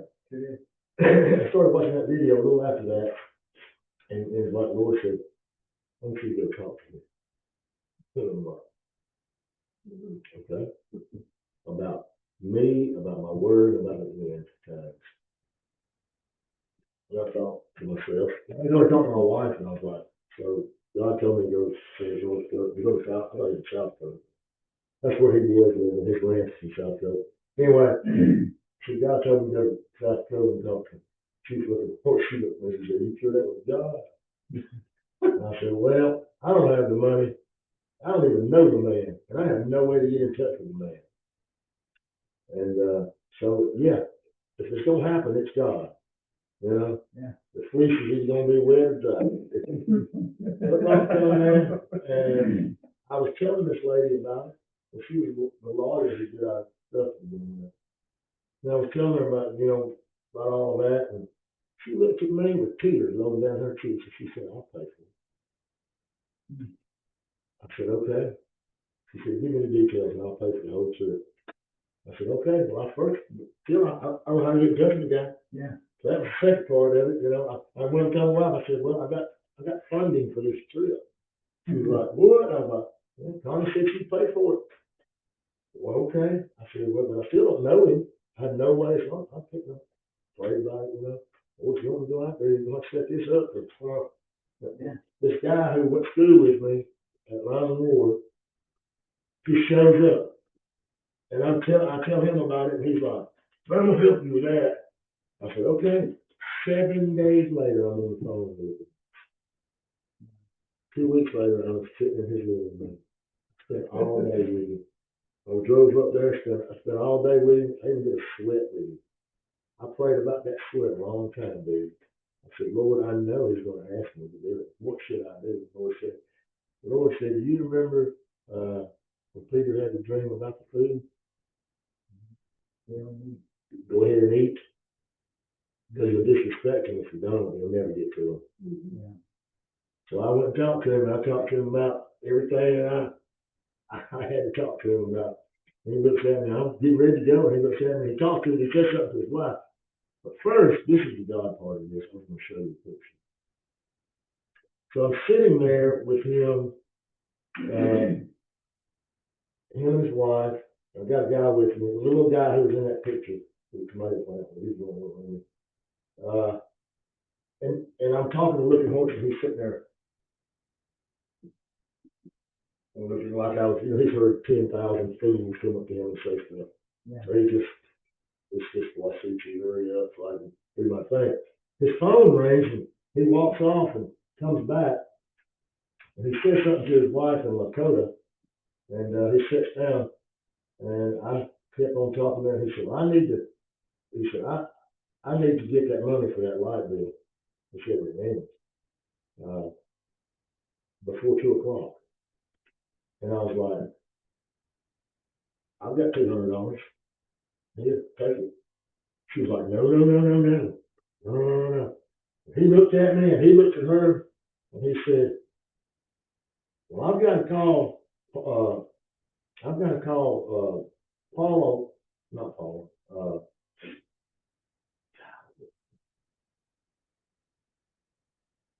Marie Eaglefeather. I've got to call Marie Eaglefeather back. And I said, Eaglefeather? And he said, yeah. I said, does she have a son named Joseph Eaglefeather? From the Reds? And he said, yeah. I said, Eagle Beauty? And he said, yeah. I said, I know Joseph. I know his mama. The last person I talked to when I left that day, we ran our hands on his mama and prayed for him. Oh, wow. And I said, will you take this money now? He said, yeah, I'll take it. And me and him became friends. That's pretty cool. Yeah. That's really good. And he asked me, he said, we're about to do a sweat ceremony. I would be honored if you would join me. I could not tell him no at that point. Yeah. I don't know if anybody in this room's ever done a sweat before, but I'll tell you what, that's an intense thing. Intense. I've done that. So I work with a group called Kairos, and we work in Talladega Federal Prison. And if you get in trouble on the reservation, you go to federal prison. Mm-hmm. And the first day I was sitting beside a guy named Jeremy. And he was from the reservation. And he was the pipe carrier for the sweat ceremony, because they have him there, the chapel. And he was telling me about it. And just all this stuff. I was like, man, you have talking spirits and all kinds of stuff come up like in my mind. And the Holy Spirit kept me like, shut him out. Like, I didn't say nothing. I said, okay, I was letting him talk, Well, On the fourth day we were there, and we were in the chapel praying, and I looked up, and Jeremy was on his knees in front of the cross in the chapel. And he had big tears streaming down his face, and he said, I've never felt a love like this. I never knew I had a God that loved me enough to die for me. You know, he was crying like a baby. And I heard the Lord say, see, you could have opened your mouth, never with all that. Mm-hmm. But you let me do what I do, Yep. you know, and it stuck with me. But Yeah. I know about those ceremonies. Yeah, man. He's been changed ever since. They're intense. I mean, look, when we were in it, I don't know, I mean, the Lakota, the way they do it, it's a lodge. It's probably about as big as maybe half this one. There's a pit about that deep in it. And they have this volcanic rock that they bring from Yellowstone. And it's, 12 rocks. These ceremonies are so high, dude. Yeah. And it's 12 rocks. They heat them up. They're literally just glowing on, they're this color. And that lodge is about that high off the ground. There's a hole in the middle of it. And everybody gets around it like that.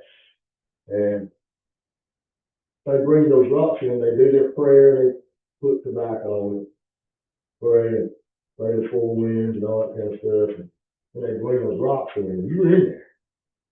And as the rocks are coming in, oh my God, dude. There's no light, no air, no nothing can get in there. Just the hole that's coming out. All right. And they bring the rocks, and they put the rocks in the hole, it starts really getting hot there. Then about that time, they bring the last rock in, and they leave the door open, and they take the pipe, and yet the pipe's in there with you. It's not, so Looking Horse is the keeper of the sacred pipe for Lakota people. That's a long story. That's why God tied me to him like that. And anyway, that's not the one. No white people can see that. They don't use that one in that ceremony. But anyway, so they take it and they touch it on the rock and they put the back on it and then they shut that door, buddy. When they shut that flap, it instantly goes to about 130 degrees in there. And them rocks are just orange. And they have a gourd, they have a pail of water and a skin. And they take that gourd and just leap throws out water on them rocks. It is like third level of hell. All of a sudden, it just stings all the place up, and you are literally running water. It is pouring out of you. And boom, boom, boom, they start beating that drum, and they start praying. And my God, dude. And you have to get down to the ground like that just to breathe. You can feel it just in your lungs, all in your body. And then they'll do a song, and then they'll they do the song, and then they'll open up. I don't know, it's like 5-10 minutes, and then they'll do the song. It's like there and then all of a sudden, they'll open up the door. They say anybody wants to leave, now it's time to leave. Oh, it gets more intense. Anybody open the door, say one leave. Yes. I know that man, boom, boom, start beating on the drum. Wait, does it count if they're not in? Praying, they go around the room praying. I'll go around the circle there praying. And, they're singing and beating that drum, dude, and literally, man, just, you can look at the body and what little bit of light you can see off them glowing rocks, and you just see them going just pull. I lost 5 pounds in that thing, dude, like that. So, this time, when they close the door, they start there, all of a sudden, you hear something sound like somebody. You ever heard one of them baby rattles? Hey, Ali, we're gonna go to Q&A in about 5 minutes. Okay, perfect. I'll be here. That thing went like that. Do you hear me? And man, I opened up my eyes. It's pitch dark. I'll mute us. I looked up. Okay.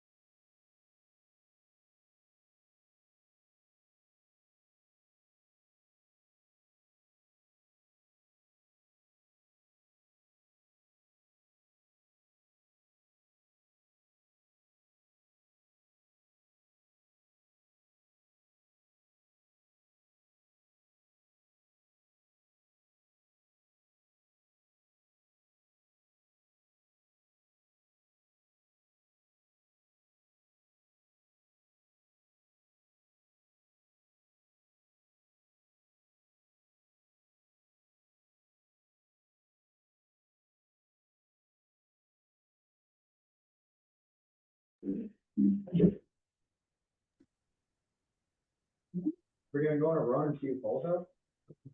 Negative, that's right. There's always a marine. I recognize that phrase.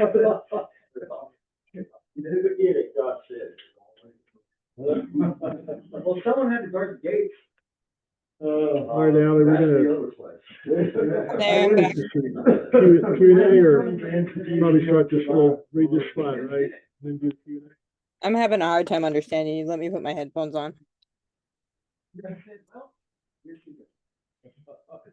know, we have had a ranger almost every time. We have. There's a big Okay. difference in that What were you ranger and saying? that one we had here. Oh, that is. I'm still here, he's not. Okay. Who? The other one? All right, Matt, yeah. so, Marine 3, you're Marine 4. Marine. Oh, we're the fourth iteration of Marine now. You are. Okay. it's where you fall in the pecking order, man. Hey, we should introduce you to Marine 2. Yes, that's what I was talking about. Well, they would have a great time. That's kind of insane. No, he's not AI. God knows what he is. Oh, boy. So, all right. Everybody enjoy seeing the farm, and got something you want to say there? Oh, look like you're ready to say something. Okay. All right. I want to thank Dr. Brandon for the food. Today he always prepares something for us. Delicious. I love the Jimmy Ring. I have planned the next menu. There you go. Can you tell what it is? Yeah, sure. We're having Jimmy Red heirloom shrimp and grits. Sounds like a winner. Ran by his friend. That's good stuff. Grown by spring. All right, so what we're trying to do here is to start a movement. Band together is a dedicated network of people invested in supporting farmers, spark significant shifts and growth in the agriculture sector, consciously develop systems that farmers can use and improve the quality, quantity, and output, to lower the hardships of being a farmer in America today, and to help grow more food with less effort and expense. Before we get into the Q&A, I wanted to dive off into the magnesium just a little bit, because we really didn't cover the magnesium. You know, Doc covered the NutriPlant and it's a foliar applied fertilizer. He kind of went over that, but the magnesium is a whole different animal. This magnesium is 100% pure magnesium. It's the purest form of magnesium in the world. You'll not find any magnesium any purer than this magnesium. This magnesium is not an ion form. It's not a rod or a sphere. This magnesium is a platelet form. That platelet allows, here's a prime example. If I take this book, this book represents a magnesium platelet. All right, flat, huge space on one side, huge space on another side, very small edges. So this thing we can bond other minerals, fertilizers to this platelet. It gives us that ability. You don't have that ability in an ion form of magnesium. Another thing about this magnesium, that platelet does not easily dissolve. Well, thanks, Tom. So it doesn't easily deteriorate. It takes a pH, negative pH environment, acidic environment for it to start degrading. What it does is it'll bond to the roots of the plant when you put it in the soil. That's the reason, that's part of our recommendation. We always tell people you need to put it in the soil first. Then you can apply it to the leaves. Gets it around the roots, protects roots from any viruses, funguses, things like that. Root rot, pitching root rot is one of the world's worst things that we deal with a lot in farming and in agriculture in general. And it's just it's a soil-borne contaminant. There's no getting rid of it. But with this, when a plant's root structure gets hurt, it limits that plant's ability to uptake anything, water, food, anything. So bad roots, bad for the plant. Good roots, protected roots, the plant can then do what a plant does. It can just grow happily. We wind up seeing every time we've tested this product and throughout whatever we're testing it in, the plant will go through what we call a vegetative state. You'll start it out as a seed, it'll come up as a seedling, it'll start growing, and then it'll go through a veg state. And in that vegetative state, that's when that plant's going to do all of its growing to try to get to the point to where it can reproduce itself. And that's the stage that we see the largest difference in what this mag does to these plants versus anything else. When it gets to that veg state, they almost look identical as they're growing into that vegetative state, and then they hit that certain day mark, and boom, that's when they start trying to put out. Well, the plants that are treated versus the untreated plants, we see them just pull away in size and how rapid they grow, the size of them, the root structure in them. We have these massive root structures that because these plants are healthy, they just concentrate on growing. They don't worry about bugs and viruses and things like that. So they're able to produce more. They get larger faster. They produce more because they have a better structure to feed their fruit, so to speak. Go ahead. So you might talk about kind of 5 zones, the zone 1, zone 5 of soil health and the defense to. I'm gonna let you handle that part. It's real simple. There's think of soil health kind of a measure of how healthy a soil is. There's a level 1 and a level 5. Those are the bookends. 1 is poor, really poor soil health. The plant has a hard time even growing, and if that plant's going to be in a pure defensive mode. The other bookend is a level 5, which is utopia, basically, where it is what Scotty talks about, productive. It's not worried about, it doesn't have to defend itself. 5's hard. That may not even exist except the new heaven and new earth. I don't know that part, but what Scotty's talking about is seeing this, pushing this out of a level 1 to a level, either level 2 or 3, gets the plant out of defensive mode and into productive mode. That's a healthy soil and a healthy plant. A lot of what you see, these stress plants, they're in a 1 and a 2 because they're in defense mode. They're not getting the nutrition they need. They got it, and pests attack the weak plants. They don't go after the strong ones. So this system, we believe, is helping you get your plant out of level 1 and 2 into a 3 and even a 4, where it's just in production mode. It's healthy. It wards off all kinds of stuff. So a lot of our soils are just really, really poor, and that's why they need all this extra fertilizer and extra stuff because they're just unhealthy. So this, I think, is what I'm seeing here at New Water. I don't have pictures, but as I pulled plants that were done producing, just the difference in the root ball is 100%. What I saw in like the pepper plants, I pulled the jalapenos up, little dinky, untreated, and then the treated were pretty good sized roots. So it's getting that out of 1 and 2 into 3 and 4 is the goal here. Yeah. Is the tap water drinkable? What? Is the tap water drinkable? Yeah. It's city water. I mean, you can start. It's got stuff in it. Okay, so Trying to add more people to this location. Oh, okay. So I think we're going to talk about the magnesium.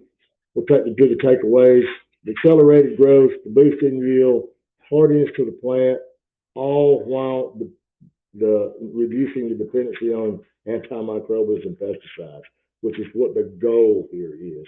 For this system allows us to.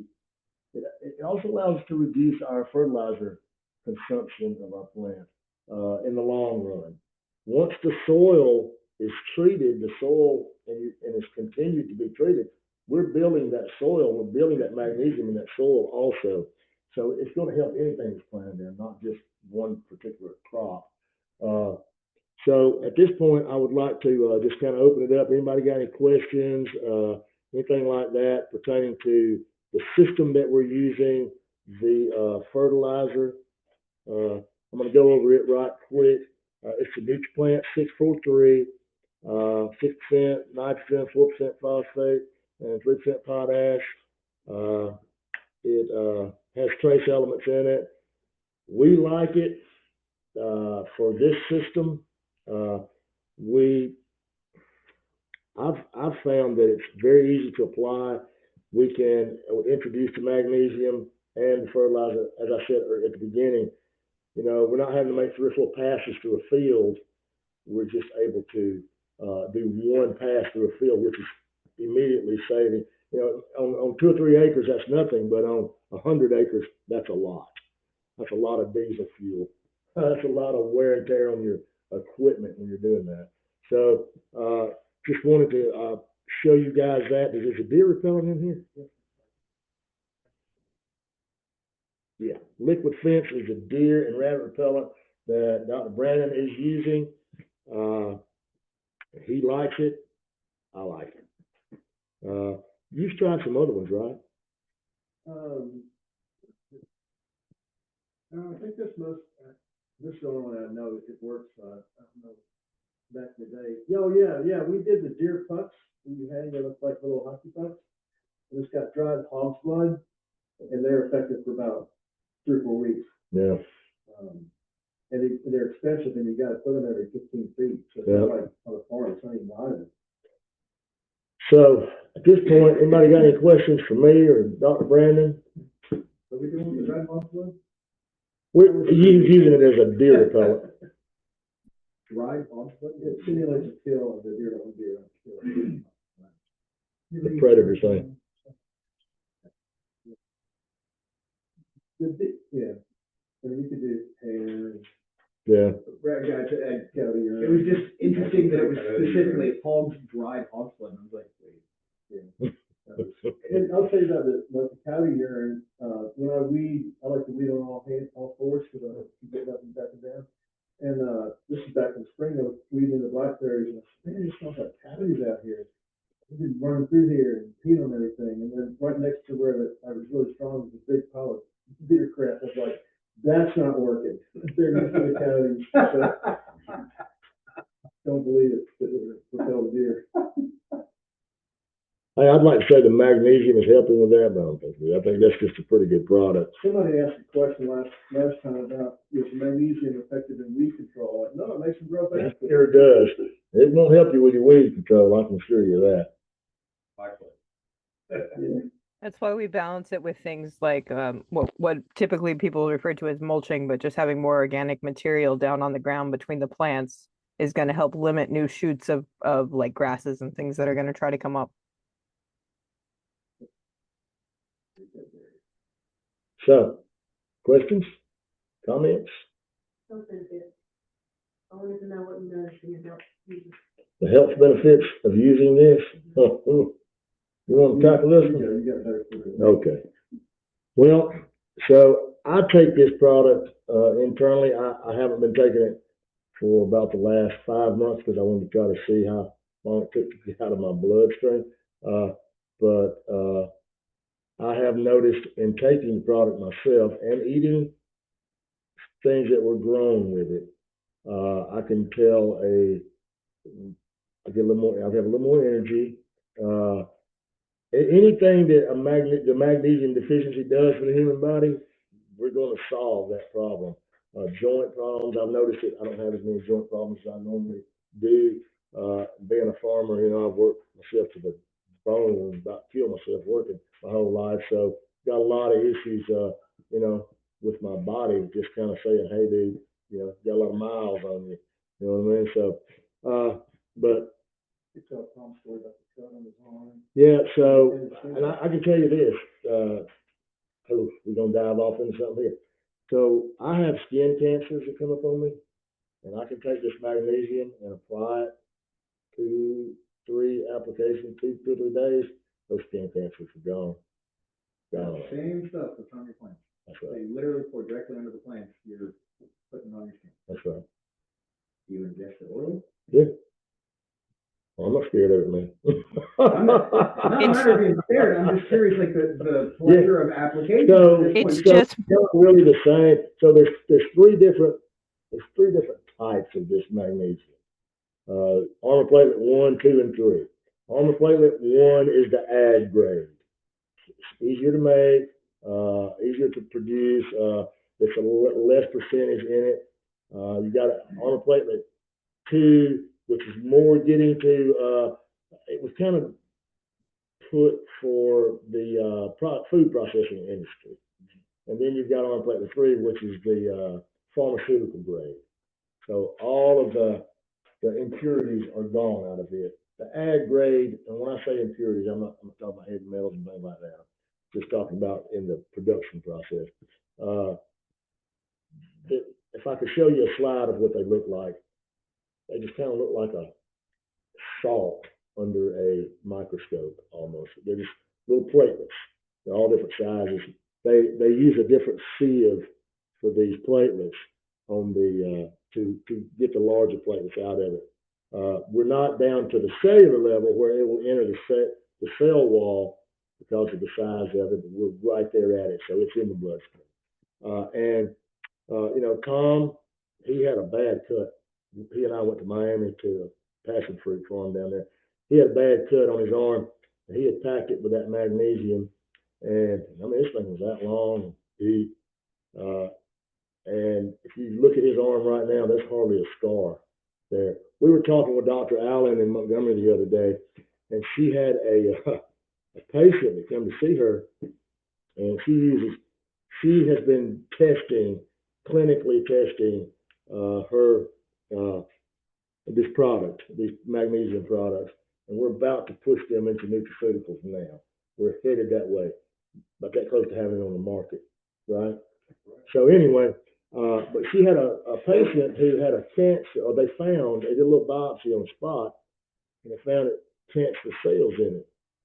Well, they had left the spot kind of open, so she gave her patient some of the magnesium just to put on that spot to treat it. And this is her story. When the lady goes to the doctor, back to the surgeon, and they test it, they can't find anything. So he starts digging around trying to find it. And this is her story. He started here and he wound up cutting her all the way to there. He J cut her, just a J hook, cut her right through there, digging, trying to find that cancer, and couldn't find it because that magnesium had killed it. And it scarred her very badly. And Dr. Allen started giving her the magnesium, and you can barely see that scar now. So it does. In dental, I had to have some teeth cut out, and I put that the day I came home from the doctor. I put magnesium in my mouth that night, just doused it in there and left it. The next day, it had drawn all of those closed. So I didn't have to worry about a dry socket or anything because they had drawn closed almost to the healing point. By the time I went back to the dentist, which was that very week, like 4 days later, they were like, "We've never seen my mouth heal up as quickly as yours has." That's because they don't have what I have. But anyway, and we have been talking to some dentists about stuff like that. But we're pushing this thing in different directions. But to answer your question, it's the same base. It's just a different type of magnesium. So it's a pure form that you put in here versus what we put out here is not as pure. Does that make sense? I just started working with the nutraceutical team last Thursday, and one of the first things they told me is there are 300 known health benefits, specific diagnosed, proven health benefits of magnesium for the human body. I don't know what the 300 are yet, but that was one of the first things they said. Chad, one of the responsive questions, in 2026, we'll start doing some nutrient density tests on some of the food products to see if we'll have things compared to, that'll give us better data. Yeah, well, I'm kind of like that. I would try. Because I just think that we are, I bought supplements before and they don't really seem to. That makes sense. So remember, when you buy a magnesium supplement, you're buying an ion form of magnesium. You may or may not get that magnesium in that bottle.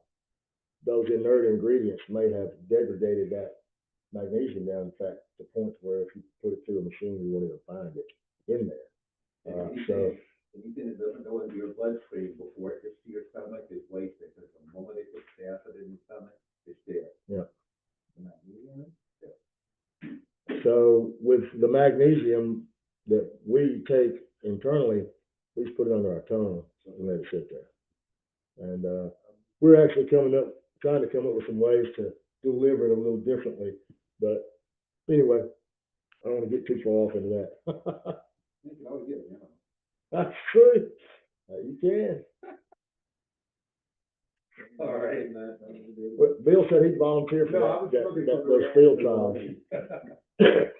You heard the great lady.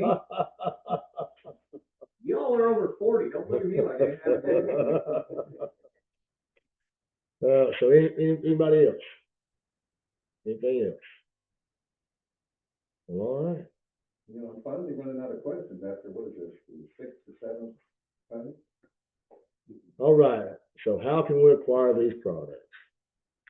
So Plentiful Harvest is available from Nanotech Resources Corporation through us for testing. We are doing beta testing right now. The beta testers are asked to provide data, photos, videos, testimonies, and client feedback, as well as to follow customized testing protocol, which we give them the protocols. They test it. We're moving further into the cannabis industry now. It's a big cash cow, and we've got some cannabis testing that's about to take place. You know, tomato plant and cannabis are right there together, and peppers, they kind of grow the same. So, Are you all following the health benefits of cannabis versus like tomato? Like, usually we all understand that tomatoes were a nightshade, now they're a staple of the American diet, so diet in general. How is cannabis affecting that, or how are we paying attention to those, or just? So what man, I don't know the answer to that one, because all we're interested in is trying to get them to test the product, see if they want to use it, because we know this from our testing in cannabis. We can get them anywhere from 25 to 50% yield increase from one plant. All right, so Plant wise. So all right, so what that means is if a pepper plant grows 10 peppers in its lifetime, yeah, and I can get you 15, you increase your yield by 50%. If I can get you 300, how much have I increased your yield? Exponentially. Yeah, exponentially. So in cannabis, the same thing. If a pound of cannabis if a plant is yielding about a pound of cannabis, which typically it's not a plant. It's a light that has 4 plants that will produce about that much. And I can get them 30 to 50% more in their pocket on those same plants. That's yield increase. Do they have male and female variants like other things? Oh yeah, absolutely. Do those matter, or do they cause pollen? So that's all in the growing cycle, man. It has nothing to do with magnesium. Okay, so at that point we're getting into the weeds. Literally. Yeah. The other big benefit in the cannabis industry is we believe, based upon our testing so far, that we can provide a full additional growing season per year. Yeah, so in commercial growing of cannabis, there's 3 cycles typically, unless they're using an auto flower, which is a rapid growth small plant. Most of these growers have gotten away. It's amazing I've become such an expert on cannabis, but anyway, most of the growers have gotten away from the original strains, like your diesel and things like that. And they've gone into these hybrids. But these original strains were these big plants. They grow big plants outside, a lot of bud on them, that kind of thing. Where with auto flower, it's all about production. How fast can we turn these plants over? How fast can we, have the next crop in? Boom, boom, boom, boom, boom. Because it's all about money. Well, yeah, but that's the hybridization of it. See, they've increased the potency by hybridizing it. Now, here's what we've been told by the people who've tested for us. When they use our magnesium product on their cannabis, it's more potent. That means the THC percentage is higher and the cannabinoids are higher in that plant. So it's a more potent plant, a more potent product. The only way to test that is through a lab and have them do a potency test on THC content of that plant or of that bud, which that's where we're at now. We're at that point of testing. We've tested with 3 or 4 different growers upstate New York and some places, but now we're moving to the California market where it's really commercialized, and we're going to have this guy that's about to grow for us this cycle, which will be the next 8 weeks. He'll be growing using our product. He is going to give us all his feedback, plus he will have that sent off and have that THC content maybe. So we'll have hard, irrefutable, here you go, bam, this is what it'll do. So, you know, the problem with these other people who've tested for us is they don't want to be on camera. So is it the yield itself, or is this the people that have been testing the product that has been used? It's the what now? Say it again. Okay, so if we make a pepper, and then you have people that are consuming the pepper. Mhm. I just had one of those, I would say it had a nice kick to it. I wouldn't say it had a whole lot of flavor, but it was definitely spicy. All in all, good. Coloration, nice. I can't say I know enough about THC to be like, what are the overall effects of, because you got the people like, oh, they're burnouts, and you got the other people that are like, no, it's great for anti-seizure, and then now they're using hemp. Is that where it also comes from, the wheat plant, right? Yeah, they're cousins. Yeah, so then you have this overall yield, and they're using it for like insulation of the walls. Yeah. So that, obviously, we want good yield, but what kind of negative effects would we see if people do like dabs or whatever, and they're over-concentrating? Well, they've already over-concentrated it. Right. They're at 97%. Are we causing the same thing with the increase in the THC production from the meat? No, we're just making it more potent. Yes. If you make morphine more potent, There's still morphine in it. but there are further negative effects. That's what we're trying to find out. Like moonshine. If you make moonshine too alcoholic, Yeah. it is now lethal. Yeah. Is there a risk of that? I don't think you're going to overdose. I've never heard of anybody ODing on weed before ever, so I don't think. I think you may sleep a lot more, but It'll take money in the long not run. less pain. But I mean, you know, as far as I know, no one's ever OD'd on marijuana. So I don't think we're going to have to worry about a health risk from it, if that's what you're kind of going at there. That's kind of where I'm thinking, Yeah. because like I look at the DoD and how they utilize things, and it's like, Yeah. it's efficient until you look at all the growth. Yeah, yeah, It's like, sure, it got the job done. yeah. Because we're looking at production versus presentation, right, on this farm alone. So how do we, and maybe my question is irrelevant, and you guys already have plans, and I'm just BSing you down. The other thing our expert tells us You just wanted to use the product, all that other stuff. So where's that guy? He's not here today. No, he's not here. That's the other Marine. You would know who it was in this instant if he was here. Yes, you would. So, you know, I don't bring him to talk at these meetings because we get off on cannabis, and I know enough to be dangerous, but he's the expert at it. But you know, look, the first thing that guy, our expert, did was look at our pepper plants and go, man, wow, I can't believe this. And then he goes into that spiel. That's where that came from, was from him. You know, tomatoes and peppers, they grow like cannabis.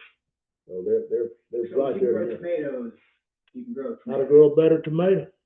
That's bigger, better tomatoes. There Bigger, better peppers. you go. Advertising campaign. Oh. All right. So the NutriPlant is available through the IBO representative who invited you today to this gathering. If you were invited by a non-IBO member, you will be assigned to your personal product representative. Then the liquid fence, you can buy that in any chain store. You can buy it on Amazon. We're not pushing it ourselves. They like to go to the big shop, big box stores, and they don't like little guys who want to try to push their product. So but there's another liquid fence out there somewhere. We can create our own. You can actually work with them. And it's amazing what you can produce on your own if you just put a little time into it. But anyway, that's how you can acquire these. Back to that wood screen. That one. Something you want to drive home here is, while this is not available commercial yet, because you're being invited to be one of our beta testers, you'll have preferred pricing and relationships and so on. We can work it out. But Right. you want to bring that up here so that you're showing, again, you're putting reciprocity out there. Right. And Right. for their benefit, and they see the benefit of having a long-term relationship. Yeah, so if you would like to be a tester for Plentiful Harvest, you can get with Robert over here. They're working on an intake system for our company for a new and potential for testing right now. We're just going to call it for testing. So you can get with Robert and Allie, and they can direct you on that. We'll get you the product. So if you're interested in it, let us know. If you're interested in a new plant, Buck, we'll be glad to talk to you about it. If y'all need to go, if you need a ride down to Tractor Supply, I'll take you to get the liquid fence. Other than that, I think that's about it. You do need to say at that point, there are some qualifications just for participation. They'll discuss that with you. If you're qualified. So, yeah, there are some. Be real hardcore on making sure they follow the protocol. Yes, and the protocols are important, and the testing, receiving that data is what's the most important. I just got the words out of my mouth on these cannabis guys. They'll grow it, and they'll say, "Oh, it's the best thing since sliced bread." You'll say, "And say that right here," and they're like, "Well, say anything." Well, because a lot of them grow in co-ops. A lot of states are different. So remember, every state's different on their laws. So in some states you have co-ops. Like I can have 4 plants, you can have 4 plants, he can have 4 plants. We can all have 4 plants here as long as we've got our card. We can grow.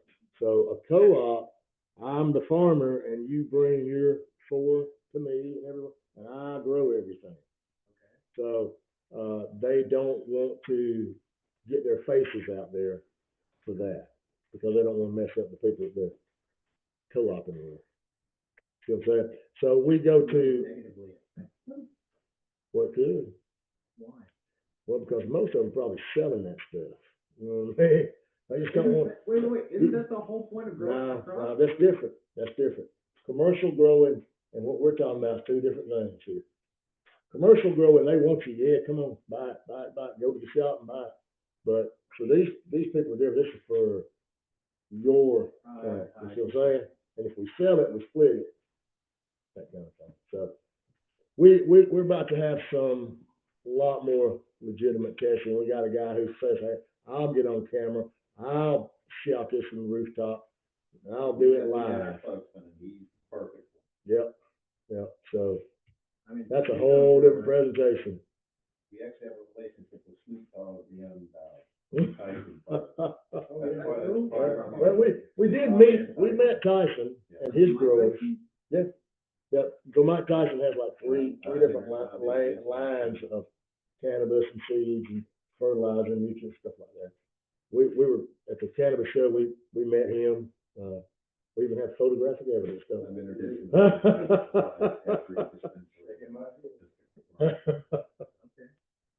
So, all right. Well, I'd like to thank everybody for coming today. Robert, really enjoyed the food, and thank you for letting us use the facility. Can't wait to try this fruit. Make sure it works. I want some of those grits. Gonna get Georgia white shrimp? They say that's the best shrimp in the world. I dropped something. Your most important page. All right. Oh, super. I can. Y'all don't mind about it. First and Father, we thank you for this day, my God. We thank you, Lord, for this gathering. I ask you, Father, Lord, just give travel mercy to everyone that leaves today, my God, and go back to their homes. And my God, I just ask, Lord, that you just lead us all in the times that we're in, mighty God, and what's going on in our country, mighty God.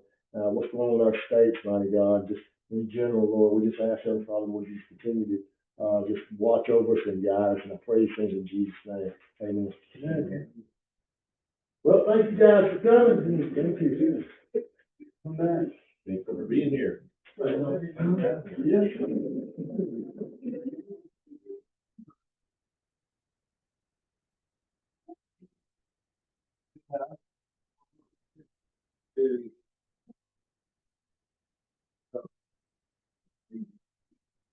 Thank you, Ally.